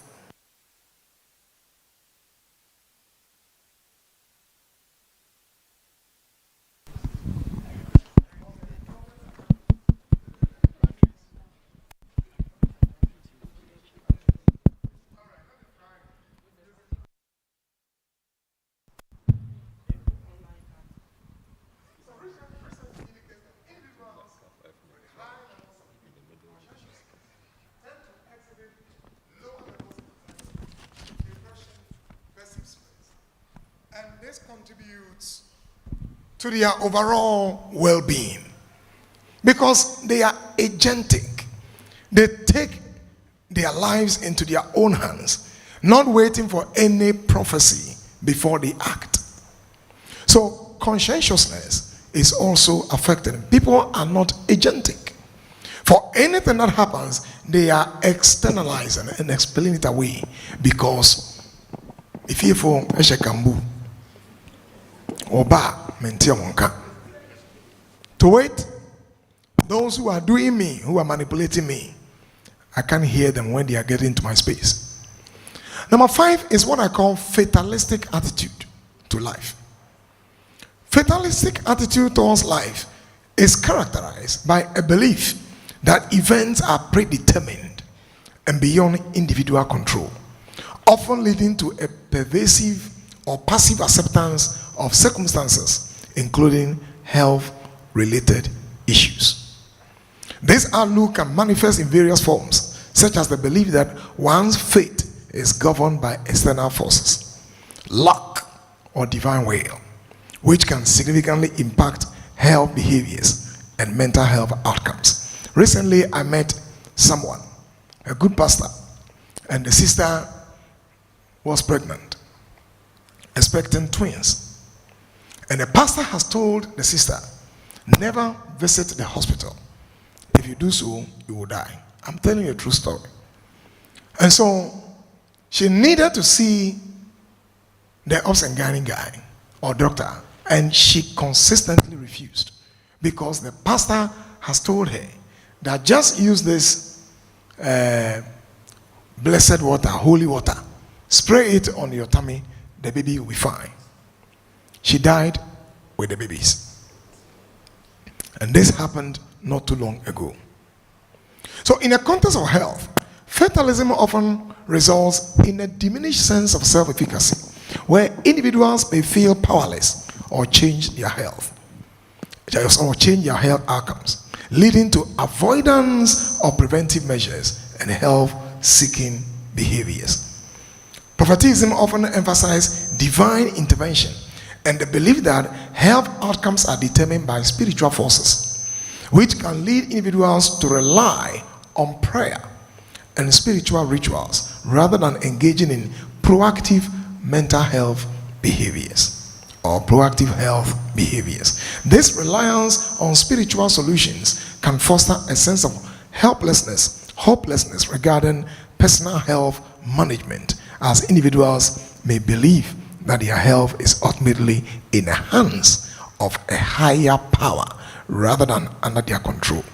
Recently, I'm doing a study, and somebody is telling me that even in some of the churches, if you came forward and you said that you have somebody who has proposed to you to marry you, the pastor will ask you to wait. He wants to pray over it and see whether the person is good or not good. Much as that is not bad, he's telling me that most of the time, if the pastor has interest in linking you to somebody else, he will tell you that man is not good for you.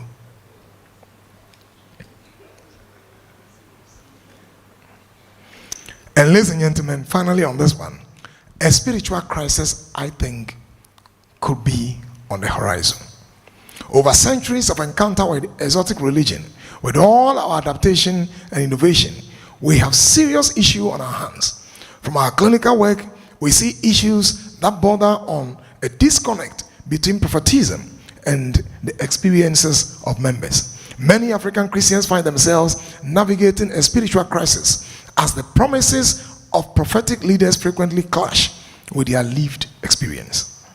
The disconnect between the prophetic messages and the realities of everyday life can lead to disillusionment, particularly when followers do not see the expected outcomes of faith-based interventions.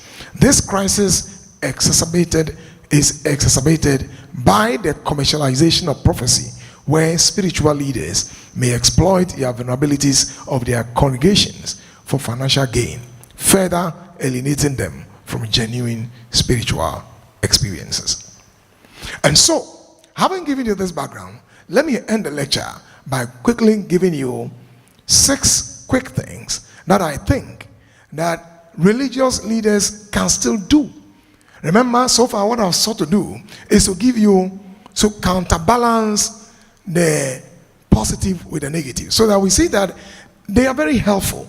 We need them, but they can also become a problem. So how do we make sure we collaborate? And over the period, some of us have articulated our views on how we can collaborate with religious groups. Currently, if you look at the way religious groups are operating in Ghana, especially within the mental health space, I can describe their operating model as a reactive model. A reactive model, because in this situation, what religious groups are doing is they wait to be told and nudged that, oh, can you do this? Oh, we need help like they have for us. But they don't initiate any rollout from their own structures. So it's more of a reactive initiative. But we want to see a proactive initiative arising from religious leaders or religious groups' social intervention services. And I like to prosecute a couple of that for you as I draw the curtains. First is that I am strongly recommending that religious groups should make the pulpit pro-mental health. Our pulpit should be made pro-mental health. And my friend did mention that most religious groups in Africa are sites for public health programming. When you stand on the pulpit, you have captive audience, maybe about 200, 300, some even in their thousands, and you can talk to them about mental illness. In fact, this year, when we're doing the Purple Month, I spoke to the CEO, and I'm just reflecting on the challenge she had in trying to get some religious groups to be part of what was happening. We have more people in a religious setting. And so if the mental health authority comes up and say, we're doing the Purple Month, mental health month, they are actually serving our needs. Our pulpits are rather looking for money. Most of our pulpits. We are not teaching. We are not talking about mental illness and mental health. We are not dealing with the biggest challenge in mental health programming in Ghana, which is stigma reduction. Most of our pulpits don't address this. And so one of the things we can do is to present a model that seeks to tell our religious groups that please make your pulpit pro-mental health. We should make time and talk about problems of abuse at home. We should talk about stress. We should talk about reducing stigma. We should talk about depression. We should talk about suicidality. And I'll give you an example. A religious leader invited me to his church to talk about suicide. I gladly admitted it. And I stood in the lectern, just as I'm doing here, and began talking. When I finished, The pastor walked forward, took the microphone from me, and said, I am the first person to ask you a question, because only last night, which was a Saturday, and I was doing this talk on Sunday morning, I attempted to jump from my second floor to end my life. You can imagine what happened in the church. The members screamed. Some of them began crying. Then he asked them not to cry, because he went to see his doctor, and the doctor gave him a diagnosis. A diagnosis he was not looking forward to. And so he felt disappointed in God and wanted to die. I sat by one church leader, and he said, wow, if the pastor wants to die, how about me? That should tell you that my mental health talk that day did a good work, because he was telling the church and assuring them that going forward from today, I have understood a few things from what the professor said. And then he profusely thanked me. So we need to have, a church that is pro mental health. Number 2 is collaboration with mental health to remove all mental ill persons on the streets. And I'm going to make a very serious statement on this. Ladies and gentlemen, I opine in this lecture that leaving mentally ill persons on the streets in Ghana, despite the presence of large religious groups, poses an epistemic challenge to the redemptive enterprise, because it contradicts religious teachings, since helping vulnerable populations is a core religious teaching, and we are called to be empathic. It is an eyesore to see this on our streets. I was so sad to be hearing people, some of them, using cudgels, knives, and blocks. Some succeeded in killing others. I never heard any religious organization coming out to say, we need a model to work on this. We need to get them off the streets. And that is the second thing I am pushing, that religious groups should collaborate with mental health authority. It's an epistemic challenge to the redemptive enterprise. If we claim that we are into help, then the vulnerables in our communities, these are one of those. Number 3, I am calling for implementation of advocacy programs for specific mental health needs. Religious groups could implement advocacy programs on particular mental health challenges. For example, suicide, depression, distress in marriage, and domestic violence. In 2017, I got invitation from the Ghana Pentecostal Council and Charismatic Council with my group to go and do a presentation on mental illness, especially focused on suicide and depression. We were able to tour part of Accra, part of Kaswa, and Tema.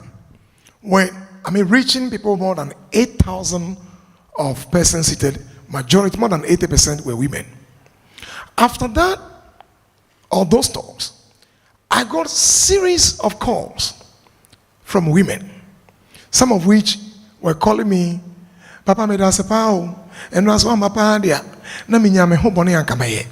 To wait, thank you very much for coming, because I've been thinking of doing harm to myself. But the talk at least gave me a reason to hold on for a while. That period could be a safe period for an intervention. So religious groups could pick up a particular thing. I know that we go to various hospitals, we are adopting wards, we are adopting this, we donate to cardiothoracic center, we donate to renal facilities and whatnot. It is time for a religious organization to say we are committing ourselves to fighting depression in Ghana. And this should be something that churches should be able to do. The fourth is the development of faith-based mental health interventions.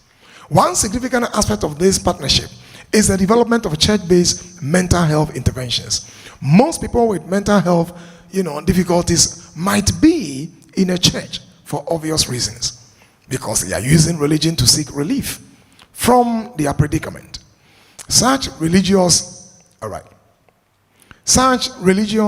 sites, therefore, provide spaces to reach the majority of such persons who will otherwise not seek help. For example, the Healthy Actions to Improve Mind and Spirit, what they call AIMS, intervention program designed by Berkeley Patton in the US, shows how faith-based organizations can engage with congregants or congregation in mental health screening and linkage to or referral to a cadre of persons who can help. This initiative utilizes trained church leaders to deliver mental health resources throughout various church platforms, addressing mental health concerns with a familiar and trusted environment. And so we need to develop faith-based mental health intervention programs, and we can do one. Perhaps in our settings, we could infuse spirituality. So we could have psycho-spirituality model of intervention that works with our churches. Funding is the next one. Very, very important. I would not want to belabor this point because last year our eminent professor did justice to that churches should help. I'm wondering if every church in Ghana decided to pay a tithe of all the tithe we received once a year to Mental Health Authority, we will have cured the problem of funding. Or you don't believe that? Just a tithe, an annual tithe of the tithe we receive. I know these are very things that may be very controversial, but ladies and gentlemen, complex problems require controversial statements. And so as I draw the curtains, I'm just giving this last point. We need collaboration. We need collaboration as a launch pad, and various models have been offered. My friend from Chad offered a model. If you look at my paper I wrote in 2016, I offered a model. In all the models I've seen from Professor Angelo Furiata and others, I've seen three things coming out. That we recognize their role in health. That two, we are aware of the challenges that some of their services pose. But that three, we want to co-learn with them. And we want to bring their expertise and our expertise, and then cross-fertilize this to create our own contextual, models that can work. And so, ladies and gentlemen, on that note, please, I'm saying that we should enhance collaboration between religion and health workers. We should address stigma and promote mental health awareness. We should allow critical thinking in our churches. Faith is not an affront to reason. We should adopt system and analytical thinking. People should continue prophesying, but they should also tell their members to work hard. They should tell them to take responsibility of their own health. They must make them conscientious. Let's encourage autonomy and let our members feel confident to express themselves without fear, especially in authoritarian and hierarchical religious groups. We have to understand that poor governance, corruption, moral decay are not the only crisis that Ghana is facing. I submit that Ghana is also facing a crisis of genuine religious experience because of the danger excessive prophetism poses to the mental health fabric of Ghanaians. Prophets have innovated. At least they are doing some things that is catching up with Ghanaians. Ladies and gentlemen of the professional mental health group seated here, what are we innovating? Religious groups should, as a matter of urgency, help MAH to organize itself and remove all persons living with mental illness from the streets. Let us pay tribute to our faith claim, because that is our call. Finally, we need ecumenism. We are so divided. Denominationalism is a problem in Ghana's religious landscape, especially among Christians. We need that. And let us not forget this over 50-year statement of Klein Bale that I love so much. Ladies and gentlemen, he said, churches and temples collectively represent a sleeping giant, a huge potential of barely tapped resources for fostering mental health. I believe that, ladies and gentlemen, after this lecture, if the giant is comatose, today it is alerted. Thank you.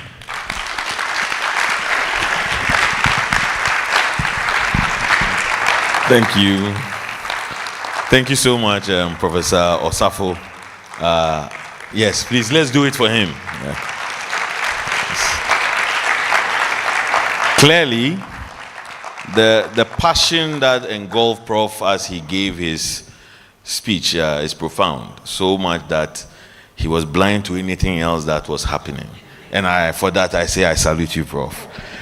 So I know we are all tired. We've been sitting for a while, and let's just take 5 seconds to get up and stretch as we go to the final end. So please just get up a little. We know that it's good for ourselves that for every 1 hour we take a minute of, let's just stand, stretch a little, stretch a little, and then we'll continue. Now, as we do the stretches, I also want to acknowledge Dr. Ivezi Kwao, who's the medical director for Ankaful Psychiatric Hospital. I also want to acknowledge Mr. Emmanuel Entry, who is the country manager for Johnson & Johnson, and also Dr. Yawin Fojo, who's the medical director for Brain and Sleep Medical Center in Pantan. Okay, so we are about to go into the panel discussion. Please, let's all stretch together. Stretch to the left, left, left. Stretch to the right, right. Stretch to the back. And those who have big stomachs, be careful. If you have a big head also, be careful. It may draw you back. And straight to the front, yes. Please, let's be seated. Thank you very much. So now we're going on to the panel discussion. And I'm going to invite one of my very own bosses. His name is Dr. Johnny Ando Arthur. He's a social and community psychologist and a senior lecturer at the Department of Psychology, University of Ghana.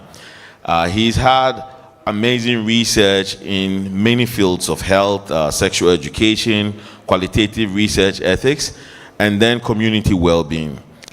He is a member of many different associations, and he's giving me the eye that I should move on so we can get here, and he'll introduce the panel. So with a round of applause, let's welcome Dr. Johnny Ando Arthur. You're welcome, Sim.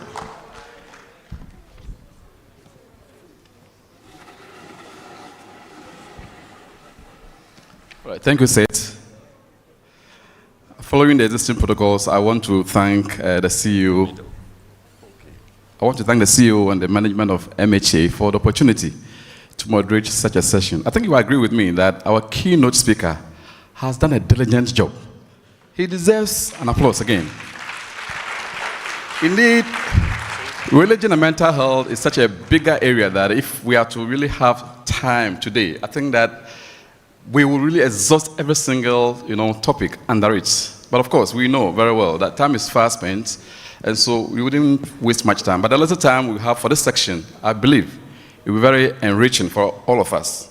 But to do this, I should say that we have an assembly of distinguished ladies and gentlemen who really understand this area and will help us really throw more light on some of the issues that have been articulated well by our keynote speaker. The first is Reverend Dr. Joseph Kofi Edu. Reverend Dr. Joseph Kofi Edu. I am calling them here in no particular order.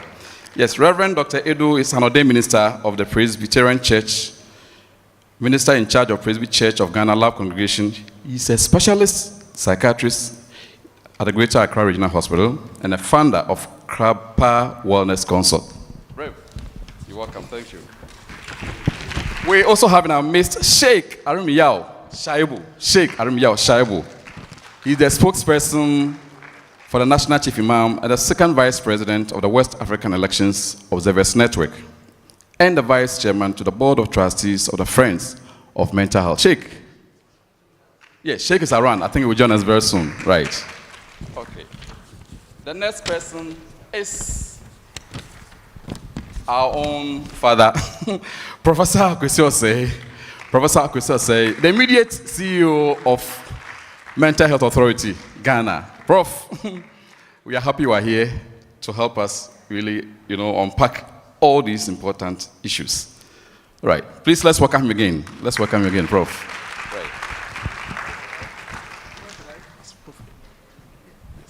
We also have in our midst Professor Annabella Seitutu, Associate Professor, Psychology Department, University of Ghana, and a distinguished counseling psychologist. Prof, can you take your seats? We know there's a lot you are going to share with us this evening. Who has said this song before? Winner, winner. Oh my God, when I sing this song, no matter the challenges I go through, I have instant healing and power. In fact, we have Mrs. Diana Hobson. Yes, she actually sang that song some time ago when I was a kid. It's still a song that we sing, to encourage ourselves. Auntie Diana is a missionary, counseling psychologist, and ADR professional. He's doing so well within the creative sector, promoting mental health. All right. I think that I have to also invite our keynote speaker himself, Ali, just so you can also throw more light on a few things that came up. Professor Safo, I humbly want to invite you here. Right. Please, let's really give them a round of applause for accepting to be here this evening.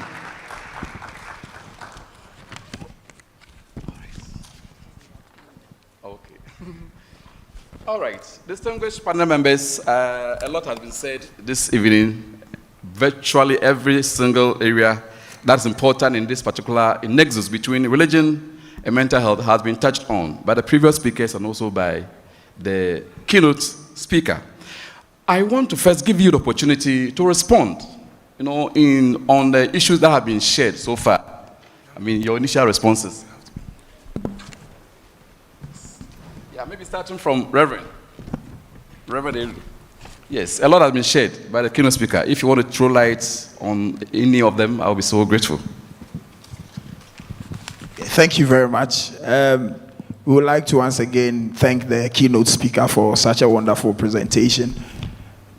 The religious community and mental health. One of the things that you cannot take from our society is that the African man is a religious person. Even before the advent of Christianity and Islam, we were still religious.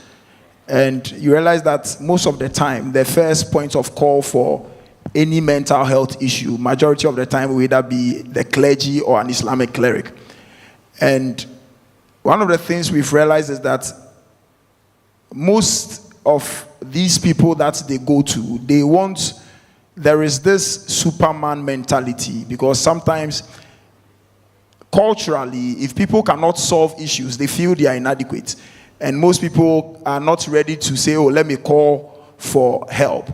And one of the things I believe is helping is the advocacy that Mental Health Authority is doing, that now that we are going to various religious institutions to give some of these lectures and we are collaborating with churches, I believe that we need to do more, because we cannot stop people from going to them, to the religious people as their first point of call. So what we can do is that we can create a bridge where there is training for even some of these professionals, especially in the seminary. One of the things I've realized is that in Trinity now, they do a counseling course, and I was privileged to take some of the courses when in relation to mental health. So I think more collaborative effort from our side, because truth is that most of the time it's very difficult for the other side to come to us. So we have to rather take the step and go to them, present our proposals to them, so that we can do more advocacy, so that people will know that even some of these things,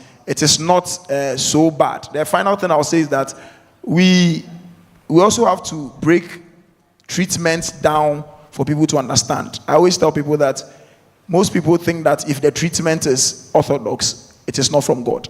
So one of the things I always ask people is, who gives the doctor the knowledge? They will say God. Who gives the pharmacist the knowledge? He says God. Who gives the lab guy the medicine? He says God. Who gives the psychologist the medicine? God. He says, so if God gives the doctor knowledge to diagnose, and the pharmacist dispense the medication, then the psychologist does psychotherapy, who has treated you, most of the time they end up saying God. They say, yes, the God you are looking for works through people. And sometimes if we break things down like this for people, people come to understand that seeking treatment for mental health is not necessarily, does not make you weak or unspiritual, and does not mean that you don't have faith in God. Thank you. Thank you so much, Reverend. Sheikh, I could see you making copious notes when the keynote speaker was speaking. Is there anything you want to share on that?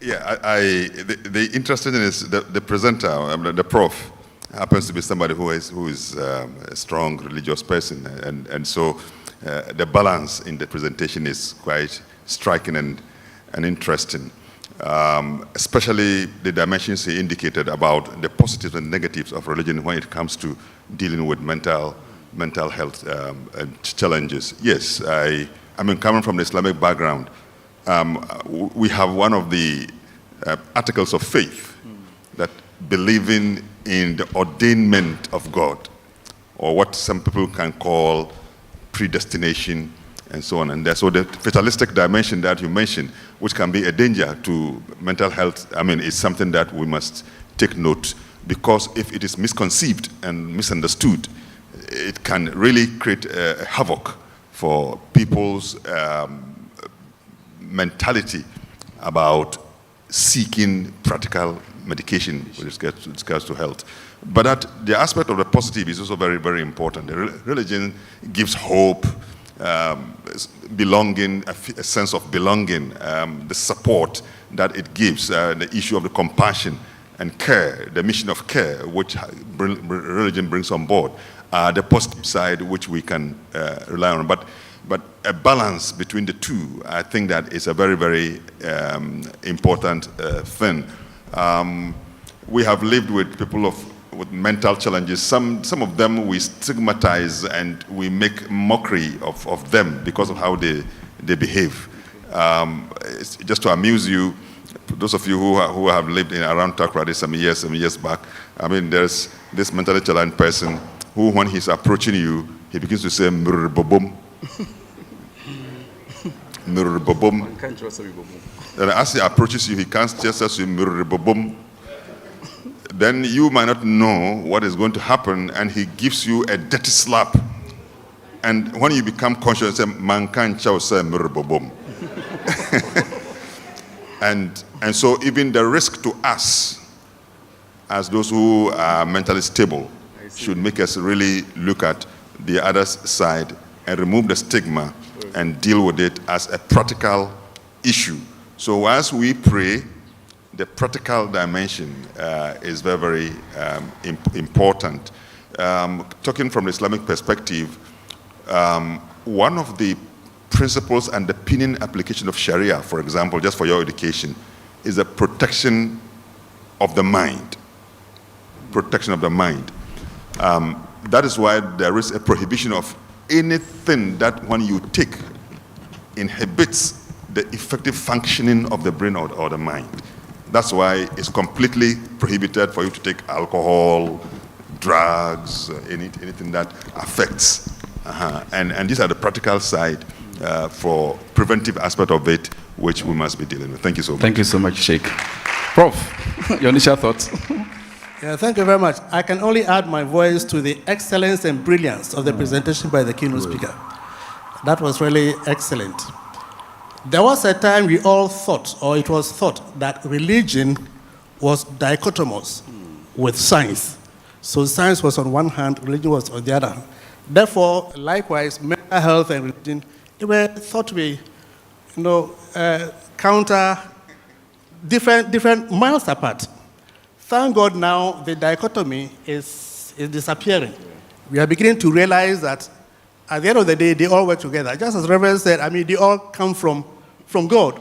So we all work together. Science is only a way of discovering what God has done. And that realization is very important. Indeed, I must say that now spirituality is gradually creeping into scientific writings. Spirituality. Except that by spirituality, it does not necessarily mean a corporal body, a spiritual corporal body sitting somewhere teleguiding or influencing. But the fact that there are higher values, spiritual values, love, patience, tolerance, understanding, these are creeping into science. And that becomes very important for us to recognize that at the end of the day, science and religion are no longer miles apart. And by the way, when the keynote speaker says religion is not found in the Mental Health Act, it is true, the word religion is not found, but what religion stands for is copiously found. Like faith-based healing, spiritual healing, spirituality, this is copiously found in the Mental Health Act. So it's an acknowledgement of the role of religion in mental health. And so it's a great spirit delivery. Thank you. Thank you so much, Prof. Professor Setu, shall we hear you? Yes, thank you very much. I thoroughly enjoyed the presentation. Like the other panelists, I was taking copious notes, so now I'm wondering where to pick from. Perhaps I should start with the construction of mental illness. Prof alluded to the fact that the Ghanaians are, some, or a portion of Ghanaians, sort of struck or stagnated at scientific outlook. Using scientific outlook is not welcomed. And I reflect on some of the work I did 10 years ago when we asked people about causes of mental illness. About 90% of Ghanaians we interacted with said it's supernatural.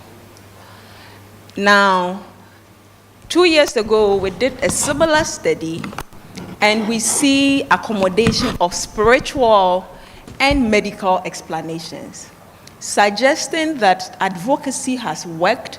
It is not either or. You can have a spiritual explanation, but accommodate the practical or psychosocial or medical angle.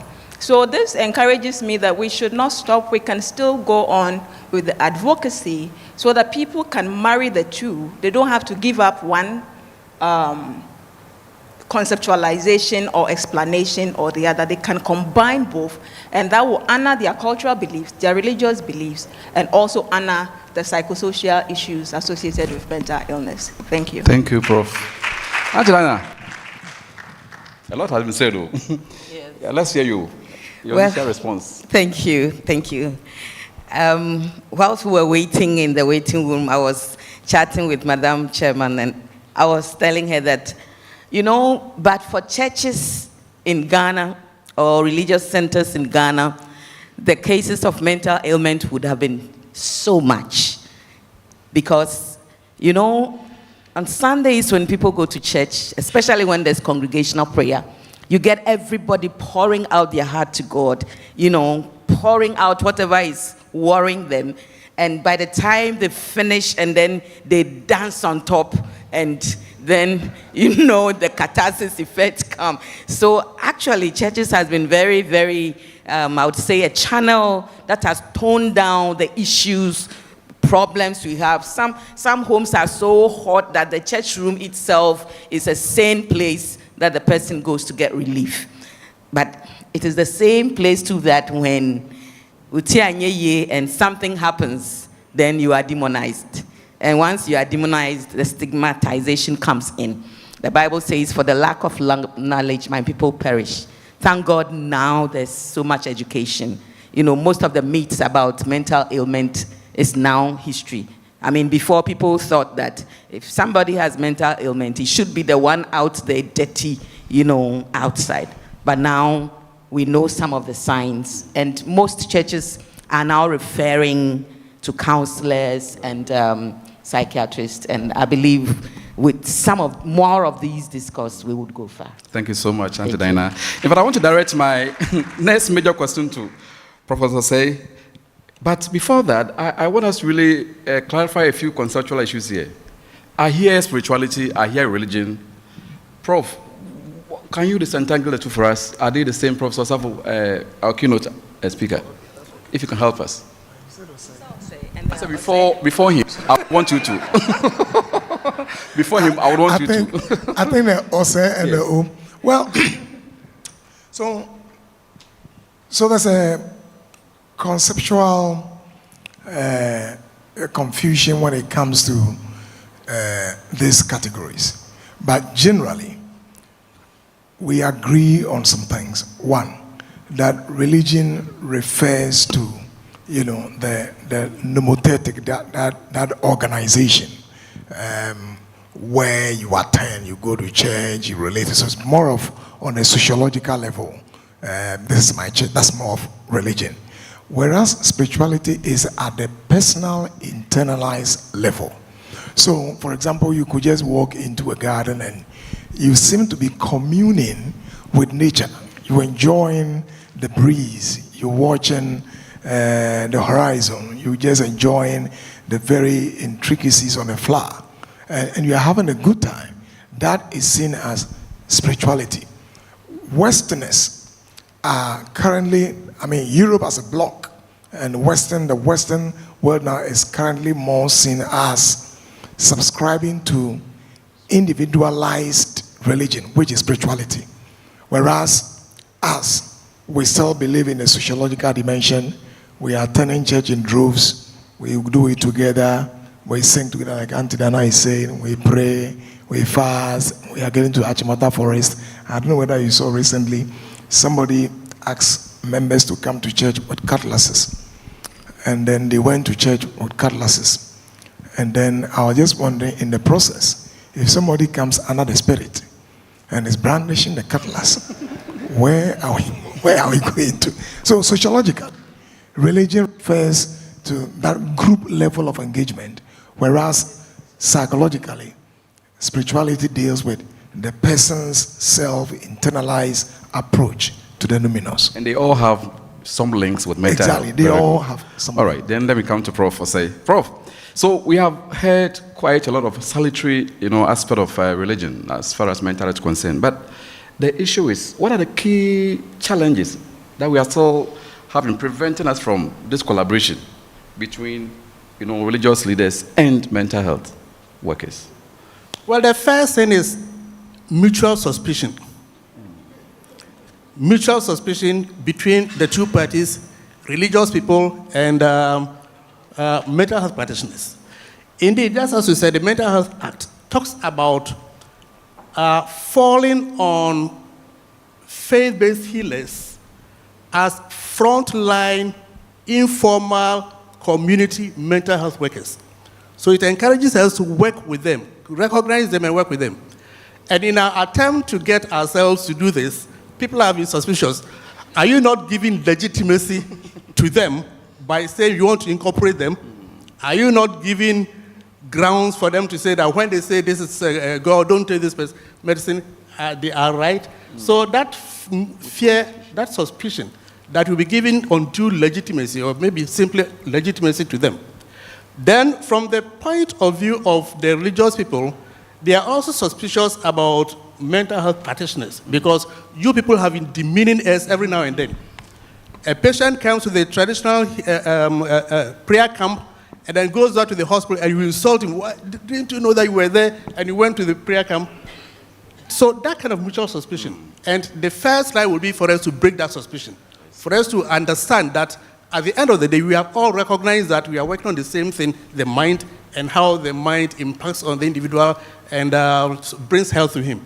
And so, yes, your approach may have been traditionally different from the other approach. How can we work together? So if we break down that mutual suspicion, things will work. And of course, the other part too is that the healer also uses, the healer is a one-stop shop. So you come there, he does everything, prays and everything goes.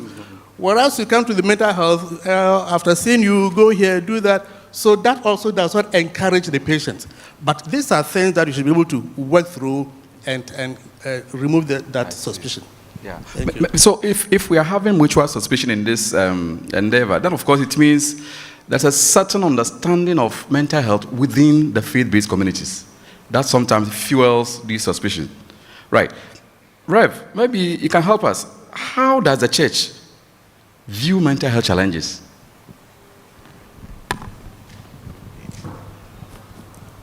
So the question depends on which church.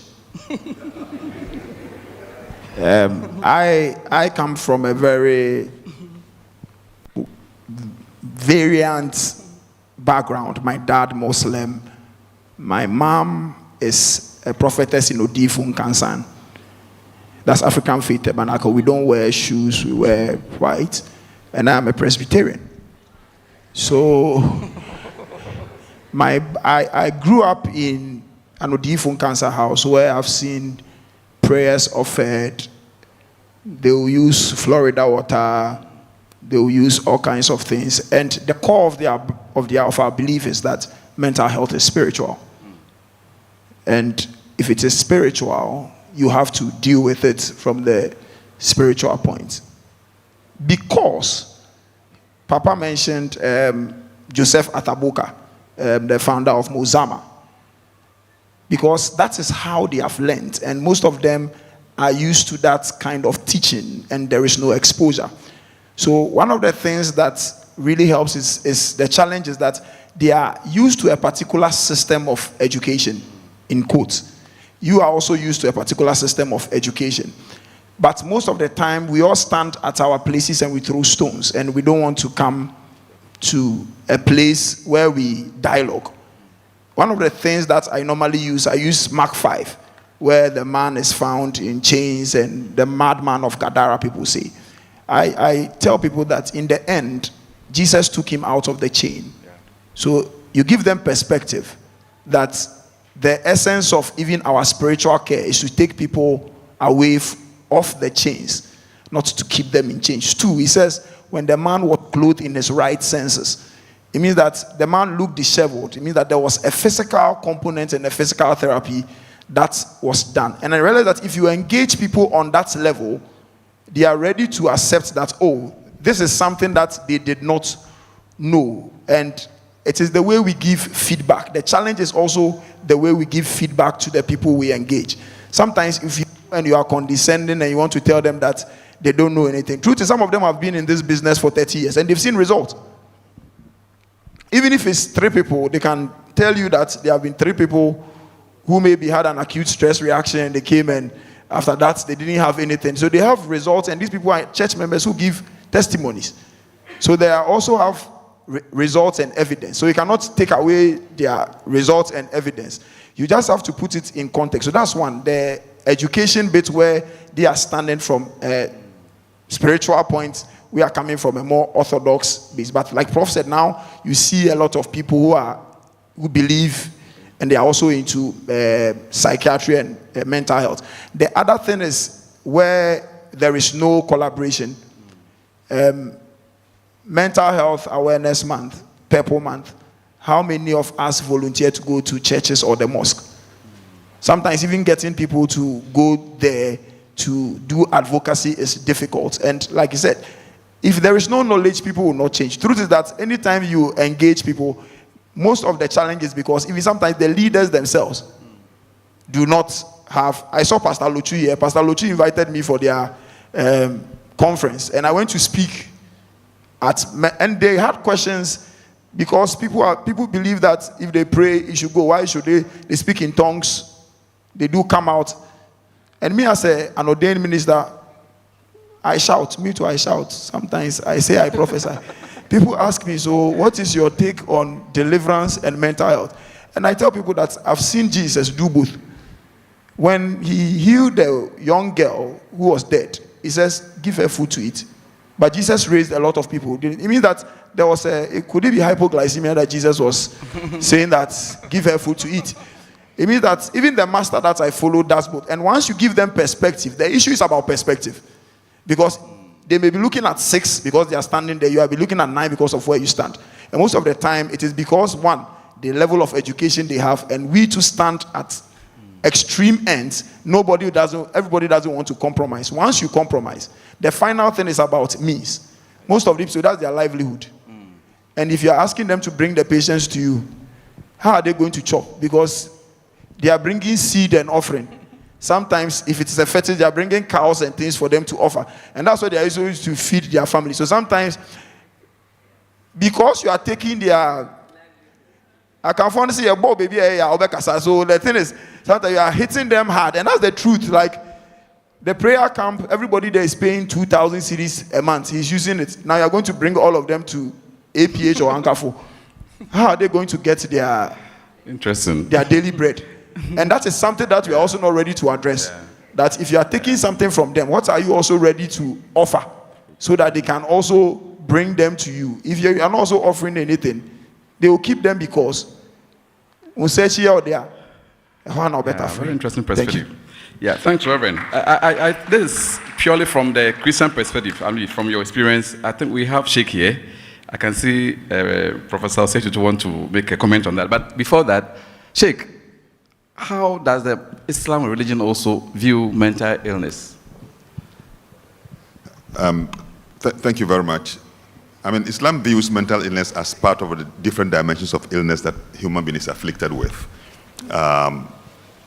Anything that, hinders the effective functioning of the human being because there's an impairment of the mental state is something that, then there is also the belief that, we have spirit possession, malevolent spirits around. Some of them, we call them the jinn, for example, which can inhabit the human body and cause some havoc. In modern day times, you will see certain Muslim clerics that practice what we call in Arabic terms ruqya. Ruqya. R-U-Q-Y-A.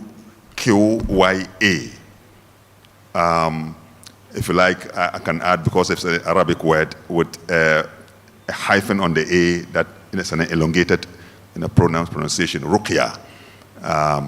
So you find that the afflicted person sits down and the one who practices the ruqya begins to recite portions of the Quran and invokes a certain or activates a certain response from the afflicted person. And speaking as if it's the jinn which is speaking, asking him why is he afflicting the person. So that practice is there. But it's important that we understand that the Quran or the Prophet says that God has not brought about or caused any ailment except that he has also provided a cure for it. And that cure can be spiritual or practical. So, for example, the areas that has to do with anxiety, fear, stress, which the person does not even understand why he's in that condition. He needed a certain professional understanding to be able to deal with. But because he doesn't understand it, he assumes that everything happening to him is spiritual.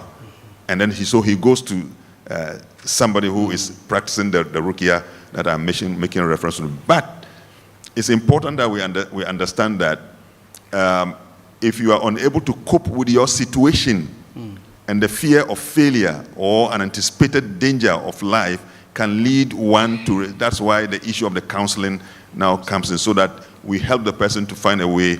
But most of the scholars within the Muslim domain do not have this professional psychological training to be able to understand it. And so that can really be a challenge. But it is really, really a phenomenon that we know has been with us for a long time. I mean, people get mad within my I have had a close relative who have been afflicted with mental challenge. Just about 2 days ago, somebody with a mental challenge was referred to me, of a Christian background, but I said he's converted to Islam and he's having some challenges. They've taken him to the hospital. He refuses to go. He's uncooperative. So the relatives called me, but because he's holding the Quran all the time, he said when he reads the Quran, he gets some experience, some soothing experience, and then over time he will also, so I had to sit with him, talk with him. Sometimes he will not cooperate. As I'm speaking to him, sometimes he cut off, and then he picks the small Quran and I'll be looking at it as if he has abandoned me. Then he will now come back again. So finally what I did with him was that, so when you are hungry, what do? I wanted to push him to a certain distance so that he can take his drug. He refused to answer me that question.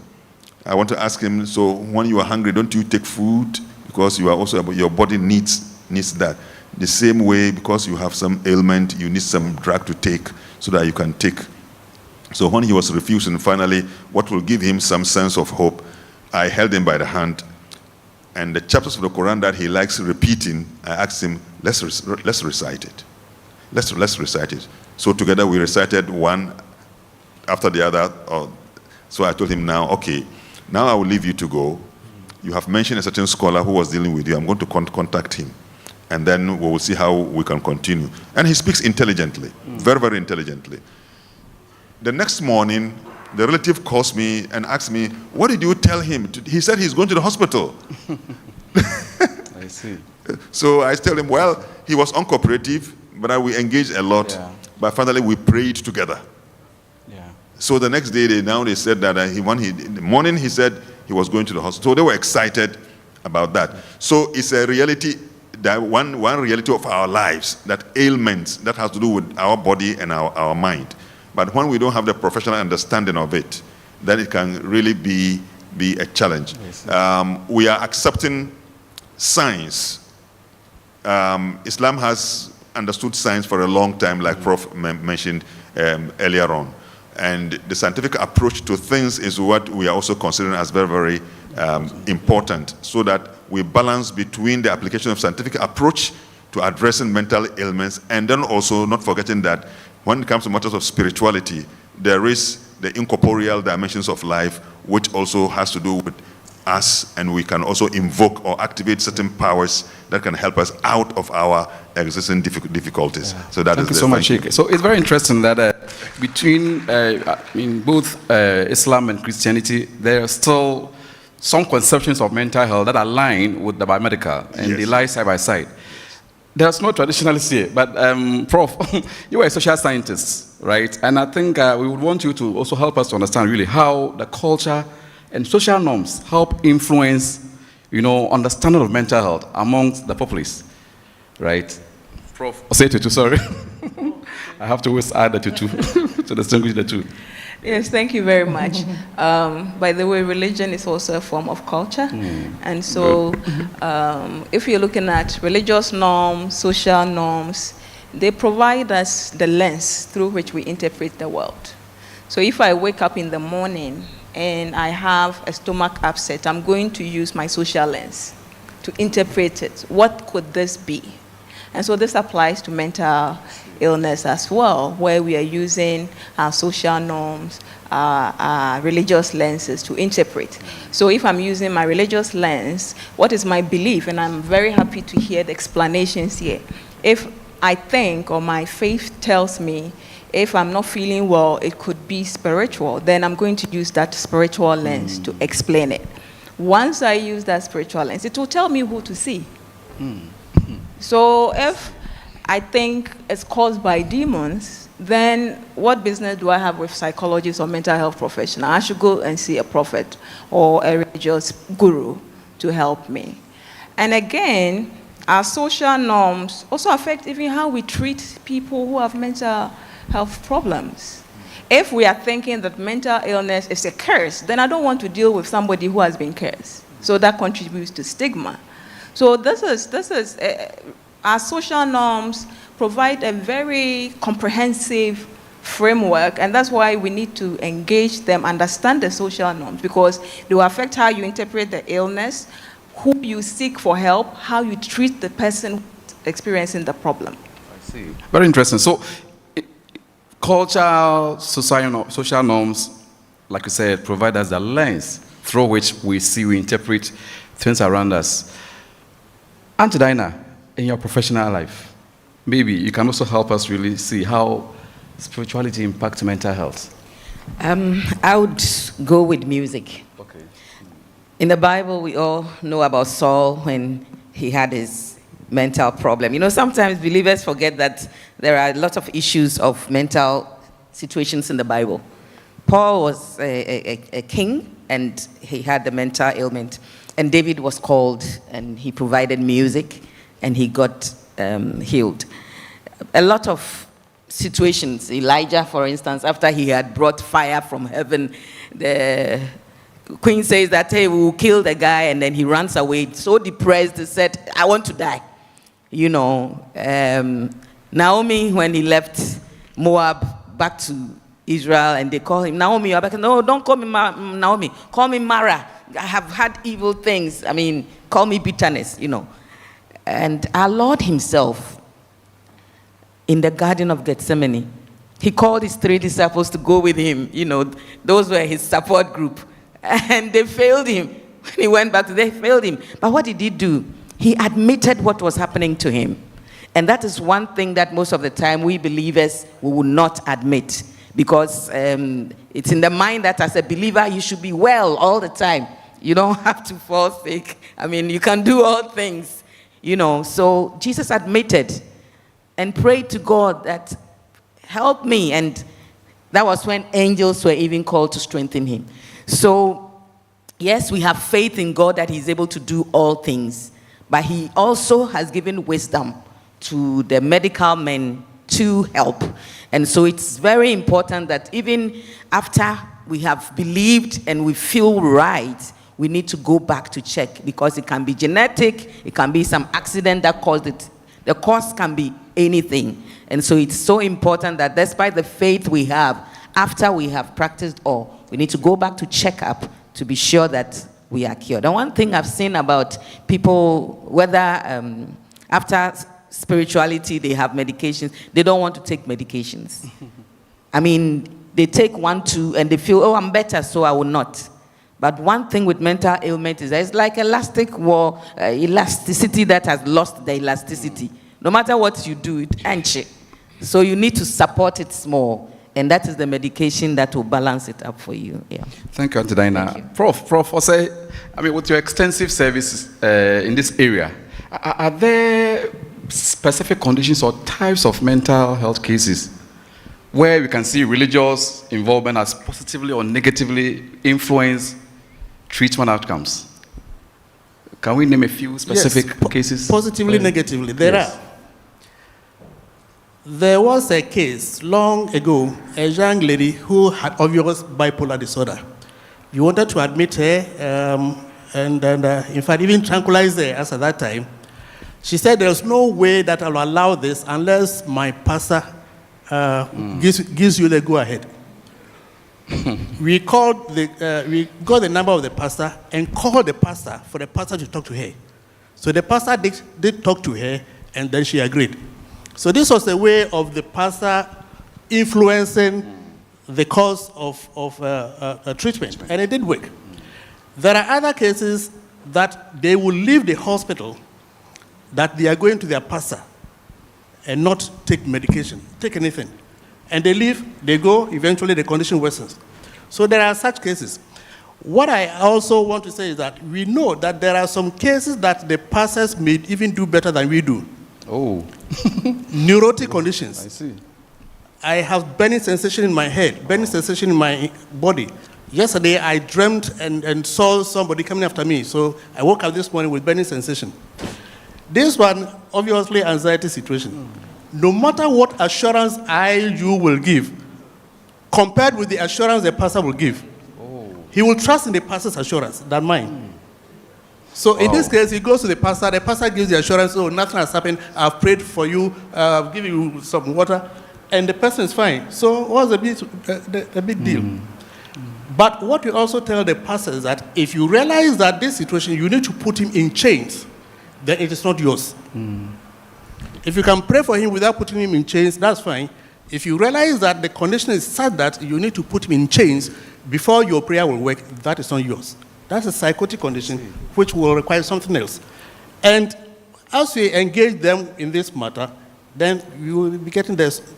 Indeed, we know that in the central region, a prayer camp, through this engagement, and a very popular one, Edunfa, they bought an ambulance.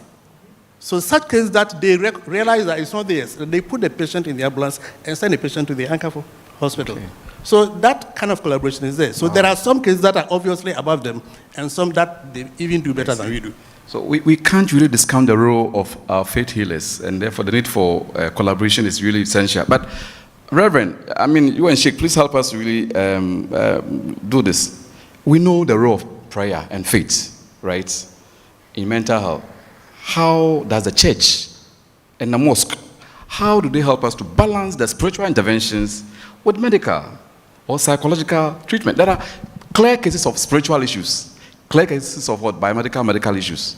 How do we strike a balance from the perspective of a pastor?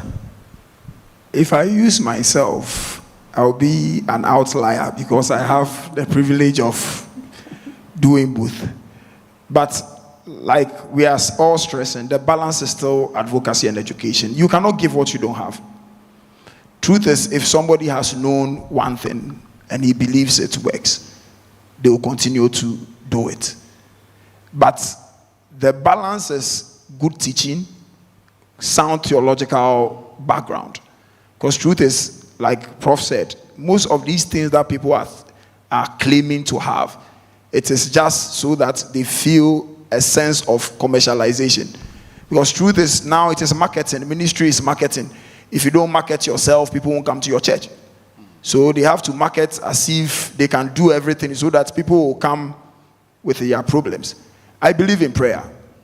I believe that prayer is one of the ways, like Prof said, to deal with most of these neurotic things. Philippians 4:6, be anxious for nothing, but in everything through prayer and supplication with thanksgiving, make your request. And the peace of God, which passes all understanding, says it will guard the Greek is cardia, which is the innermost part of you that nobody sees, that thinks through. You can pretend as if you are fine, but that part of your body cannot pretend. So that if you are smiling and you are depressed, that part says the peace of God will keep that. And prayer gives people peace. Fellowship gives people comfort. And we can do that. We can encourage this community sense of church where people get visited when they have issues and being there for one another. So the church can do what they can. Like my Prof said, if you realize that it is beyond your limit, you still have to go the extra. And that is where the problem is, where people cannot accept that they've got to their limits. Like the Prof said prophetic. I'm also adding the neo-charismatic move who believe that say it, give me, my name is Jesus. Say it, believe it, and it will work.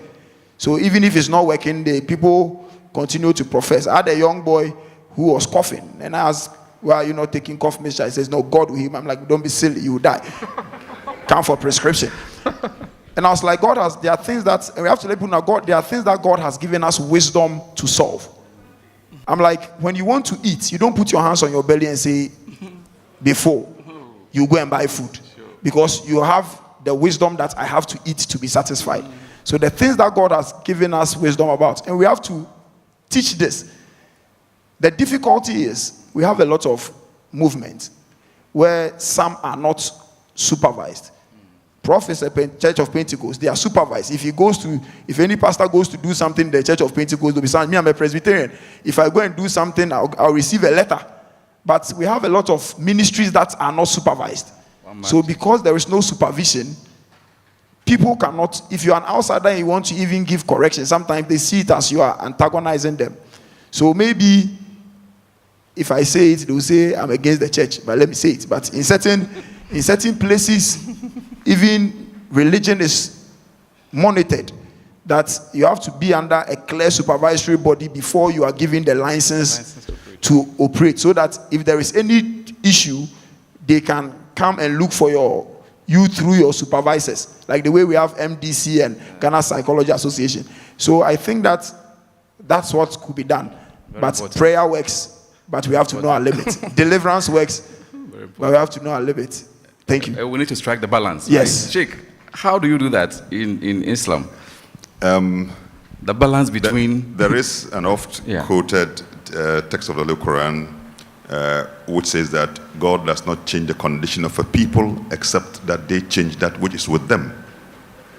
So what it means is that even within the domain of existence, as humans, we have certain responsibilities. There are things that God will do. There are things that we must do ourselves. So when it comes to matters of practical medication, we must understand that we live in a physical world, and the physical world has impact on us. And so when we are sick, we have to look for medicine. So, and that is the balance. As a Muslim cleric, for example, if somebody approaches you with a complaint of an ailment that you have not enough understanding, the first step is to refer the person to a medical practitioner, a professional. See whether that thing has to do with something physical, that it can be treated. Even if it has to do with some emotional things or a certain mental situation, there's a psychiatrist or psychologist who will be able to do a bit of diagnosis and know that, of late, your wife has not been giving you food. You probe and find out, she's been beating you, so you've lost your confidence. And that's why you are behaving this way. So then he'll find a way. If it's a woman, maybe so much of abusive situation is leading her to certain kind of, and we have many people who just within the family stress is enough to have put them in certain kind of mental situation that with little counseling, they're able to get out of it. So it's not so much spiritual. But once people do not see these two dimensions and they exaggerate one side, that exaggeration itself is one of the challenges. So the balance for me is very, very, very important. The Prophet has told that, look, take medicine because I also have taken medicine. Okay. Take medicine because I also have taken medicine. So it is a prophet who's telling you this. So how we can, I think this is an opportunity for us to be able to make a proposal. The Christian clergy, I think, have an opportunity. They've been exposed to some of these things. And I think that the Muslim side needs to also be exposed to this. So that as an imam, for example, training in counseling, for example, to understand people's mental challenges, what they are going through, to offer certain, for me, that is very, very, then the aspect of the prayer then can be, because we also believe in the power of God to do things that we are unable to do for ourselves. Then we can, but at the starting point, like the Quran said, God does not change the condition of a people unless they themselves change the work which is them. So start with the practical side.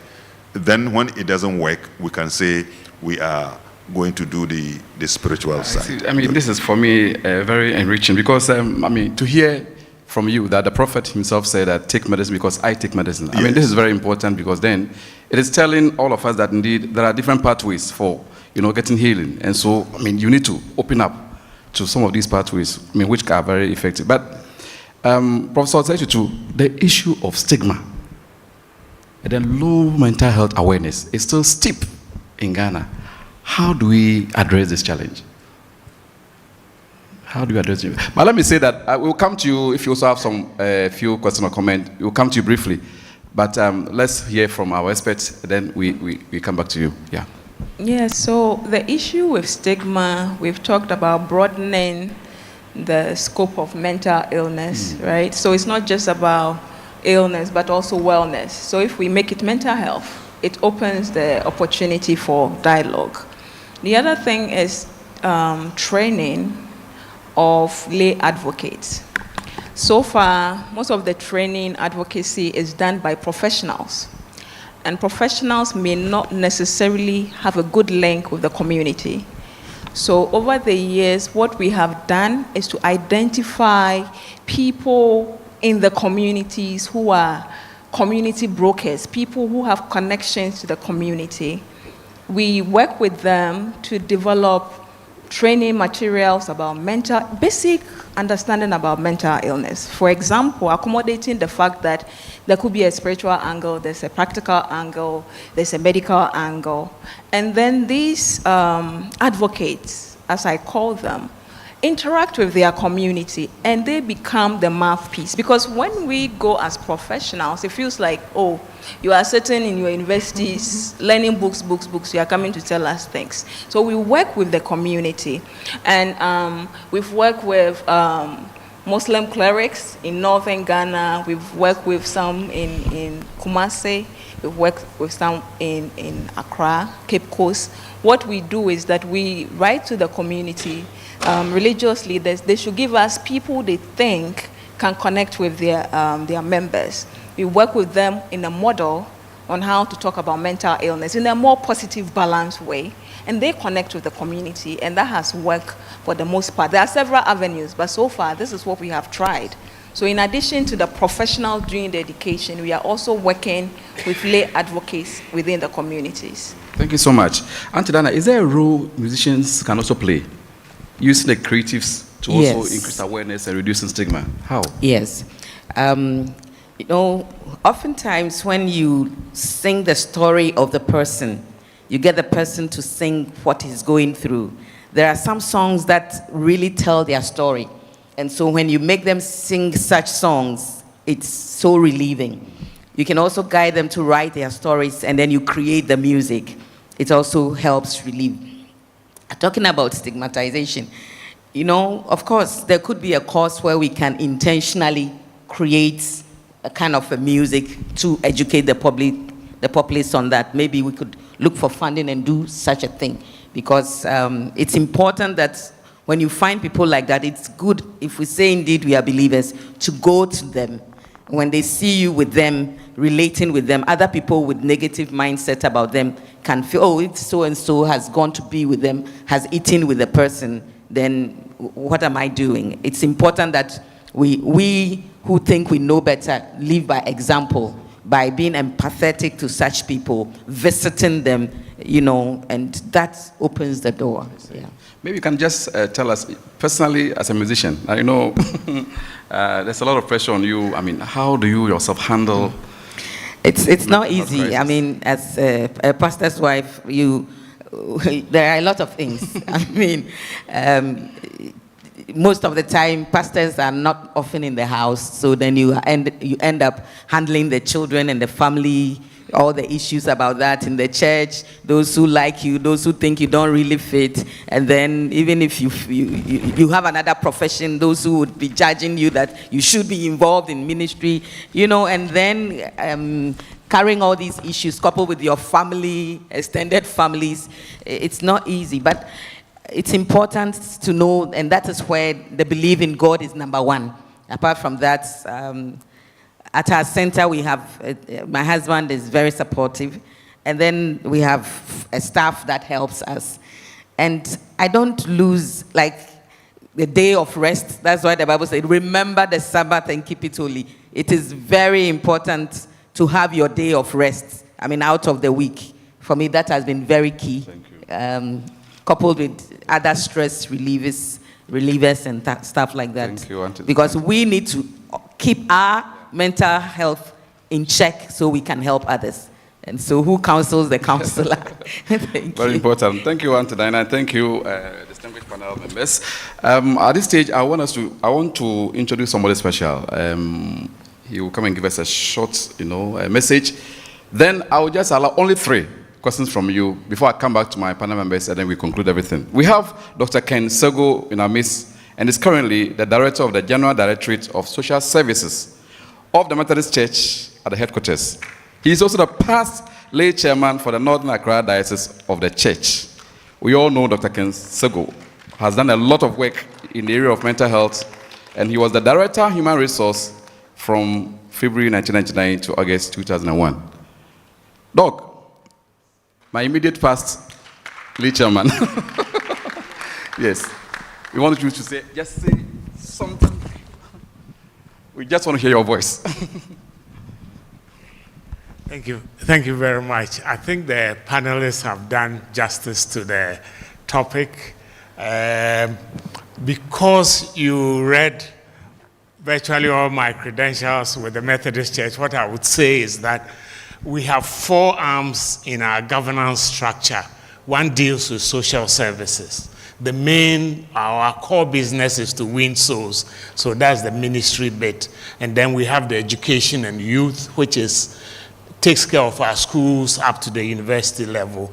And then the finance general directorate, which is the bottom line for all the things we do. So social services has health, agric, environment, and gender and social interventions. And under social interventions, the welfare of our church community is important to us. And so we have just developed a policy for mental, psychosocial, and spiritual health care to address the healthcare needs of members and others beyond the church. And we have 5 key objectives in there. One is about awareness creation. The second is about reducing stigma.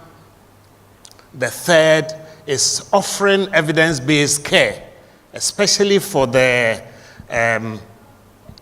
anxiety issues that Prof mentioned, those that are not big enough. And then also the issue of referring, linking up with professionals and being able to refer as one area.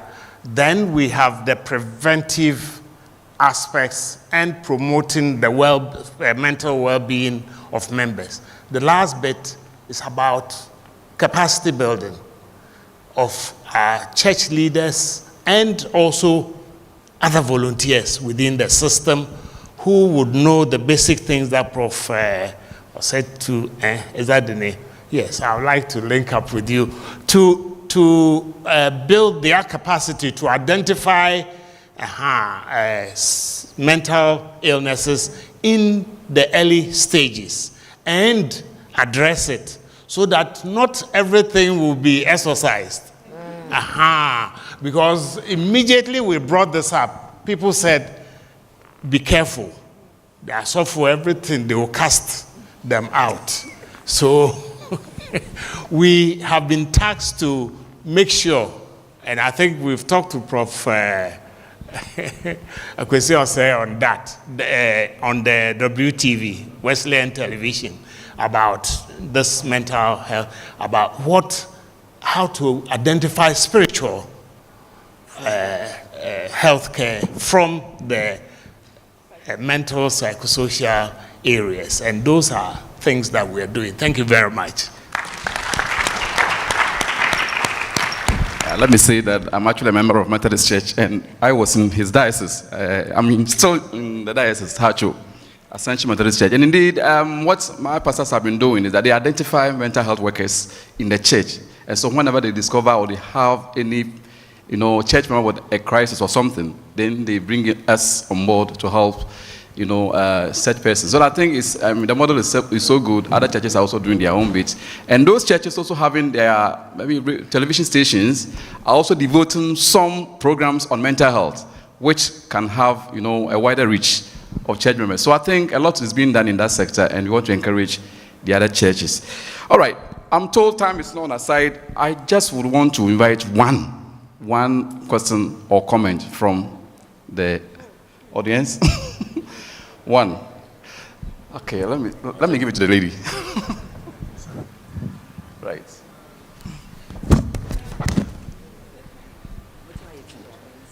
All right. Thank you so much for the opportunity.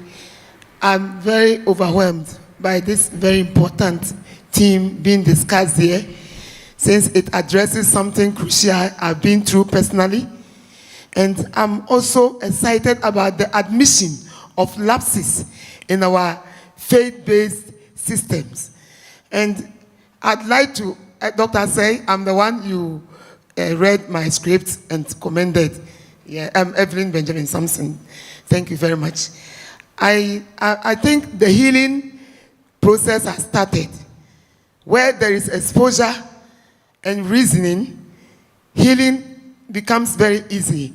The church is a very great instrument that has really consolidated my life and changed me to a very high level of insight and knowledge.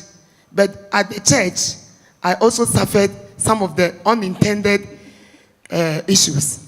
And so I'm very excited about Prof and all other speakers exposing where lapses are.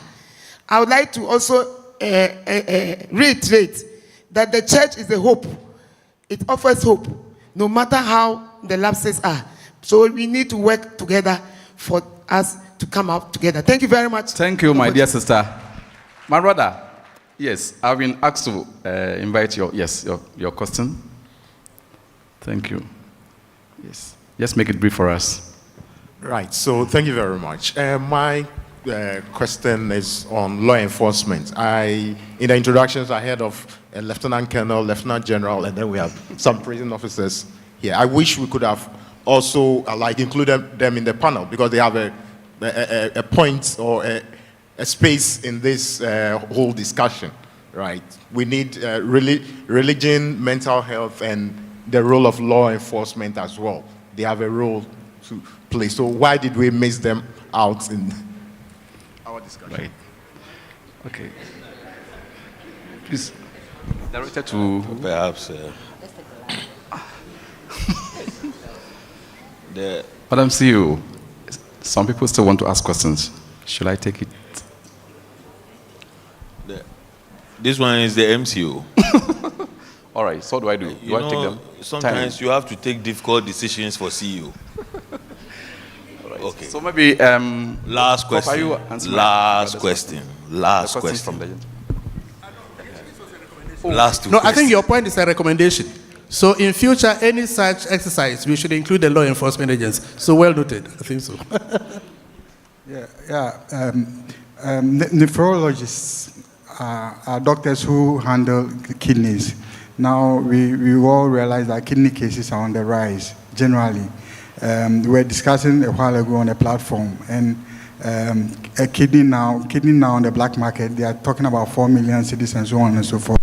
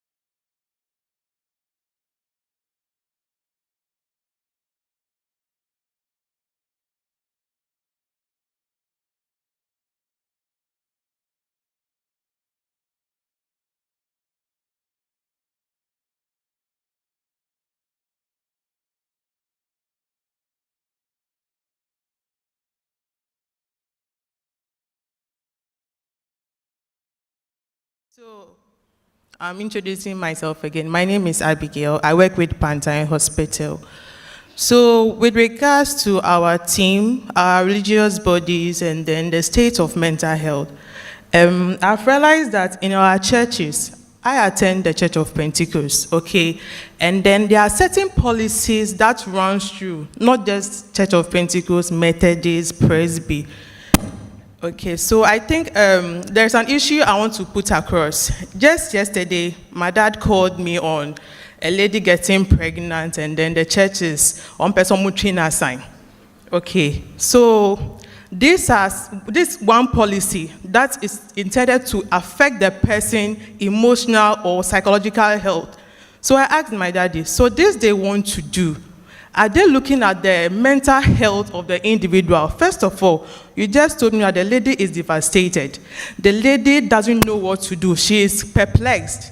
And the man has served her breakfast. When she calls the man is not picking up. The man said he is not ready to take up any responsibility.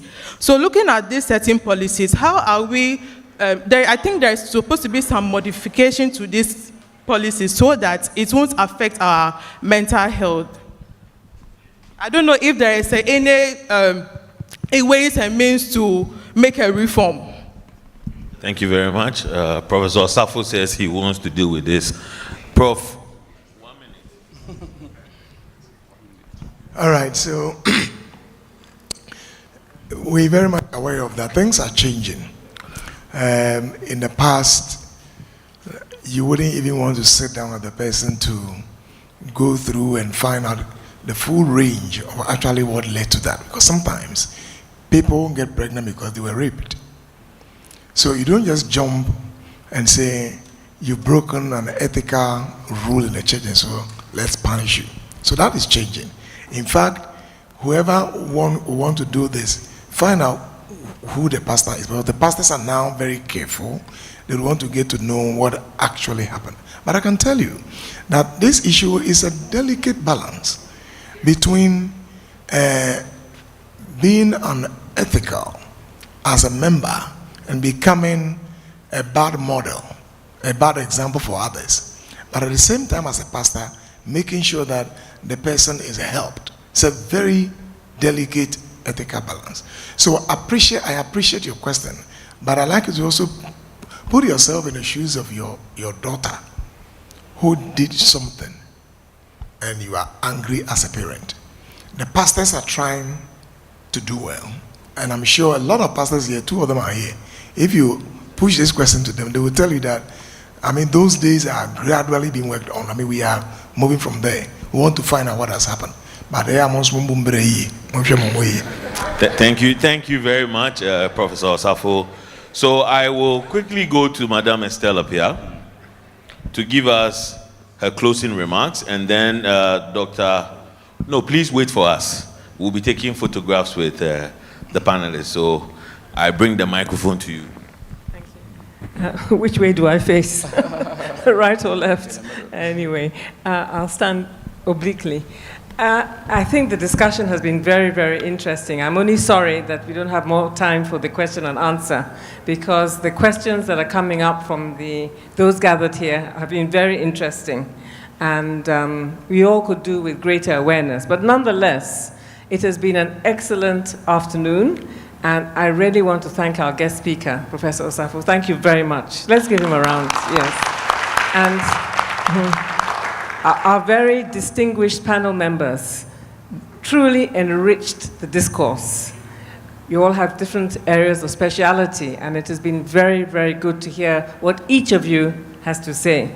And on that note, I just want to thank the MHA for putting this event together, and to say that I think it's been very successful. Thank you very much. Thank you very much, Madam Estelle. Dr. Akosua Dixon will come and give us the vote of thanks, and then we'll go through some rounds of photography, Doctor. Yes.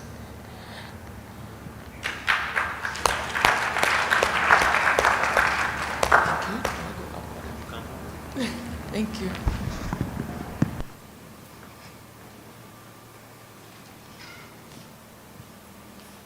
A very good evening to us all. Madam Chair, please permit me to stand on all existing protocols. I am sure you all agree with me that this has been an excellently organized and attended event, and we must give honor where honor is due. So I will attempt to do it as quickly as possible. First of all, I would like to express our collective gratitude to the Almighty God for His guidance, grace, and provision throughout today's event. Without Him, our efforts would lack the wisdom and strength to tackle such an important issue. To the Mental Health Authority, the UK Agency for International Development, and the Ministry of Health, you are the engine behind it all. Thank you. To our guest of honor, Dr. Peter Yeboah, thank you for your insights shared with us and for your show of leadership. Your presence speaks volumes about CHAG's support for mental health in Ghana.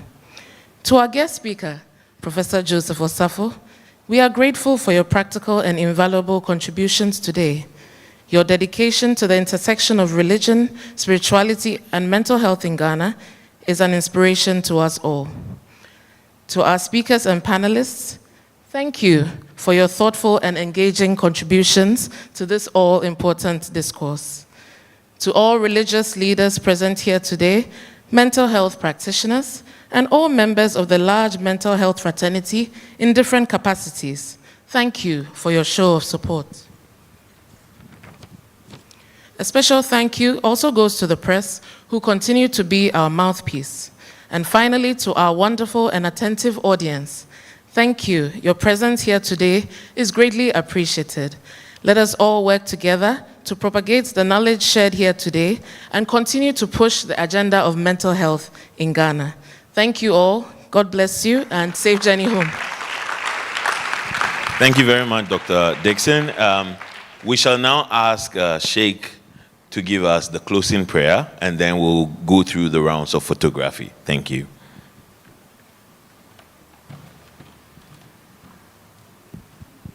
Let us pray. Please sit down. You can remain sitting.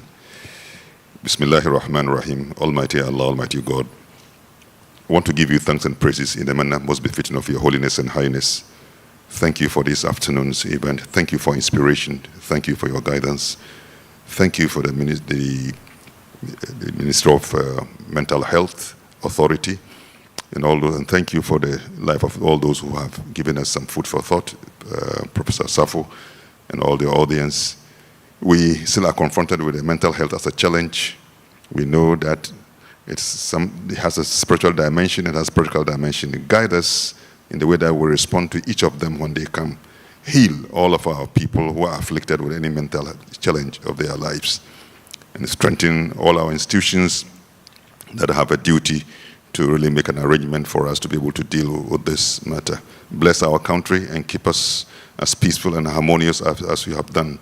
We will continue to give you the thanks as we have done in the time past. Now we give you the thanks. In the eternal future, we give you the thanks. Bismillahir Rahmanir Rahim. Alhamdulillahi Rabbil Alameen. Ar-Rahmanir Rahim. Maliki Yawmiddin. Iyaka na'budu wa iyaka nasta'in. Ihdina as-sirata al-mustaqim.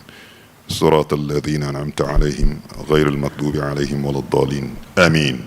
Amen.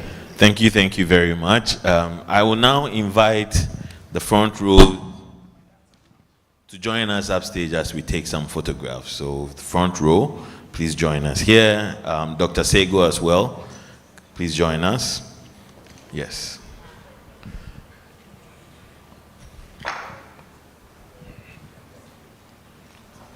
Right.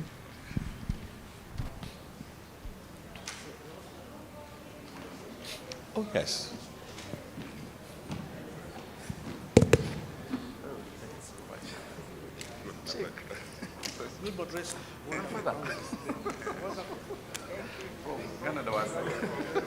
Thank you, sir.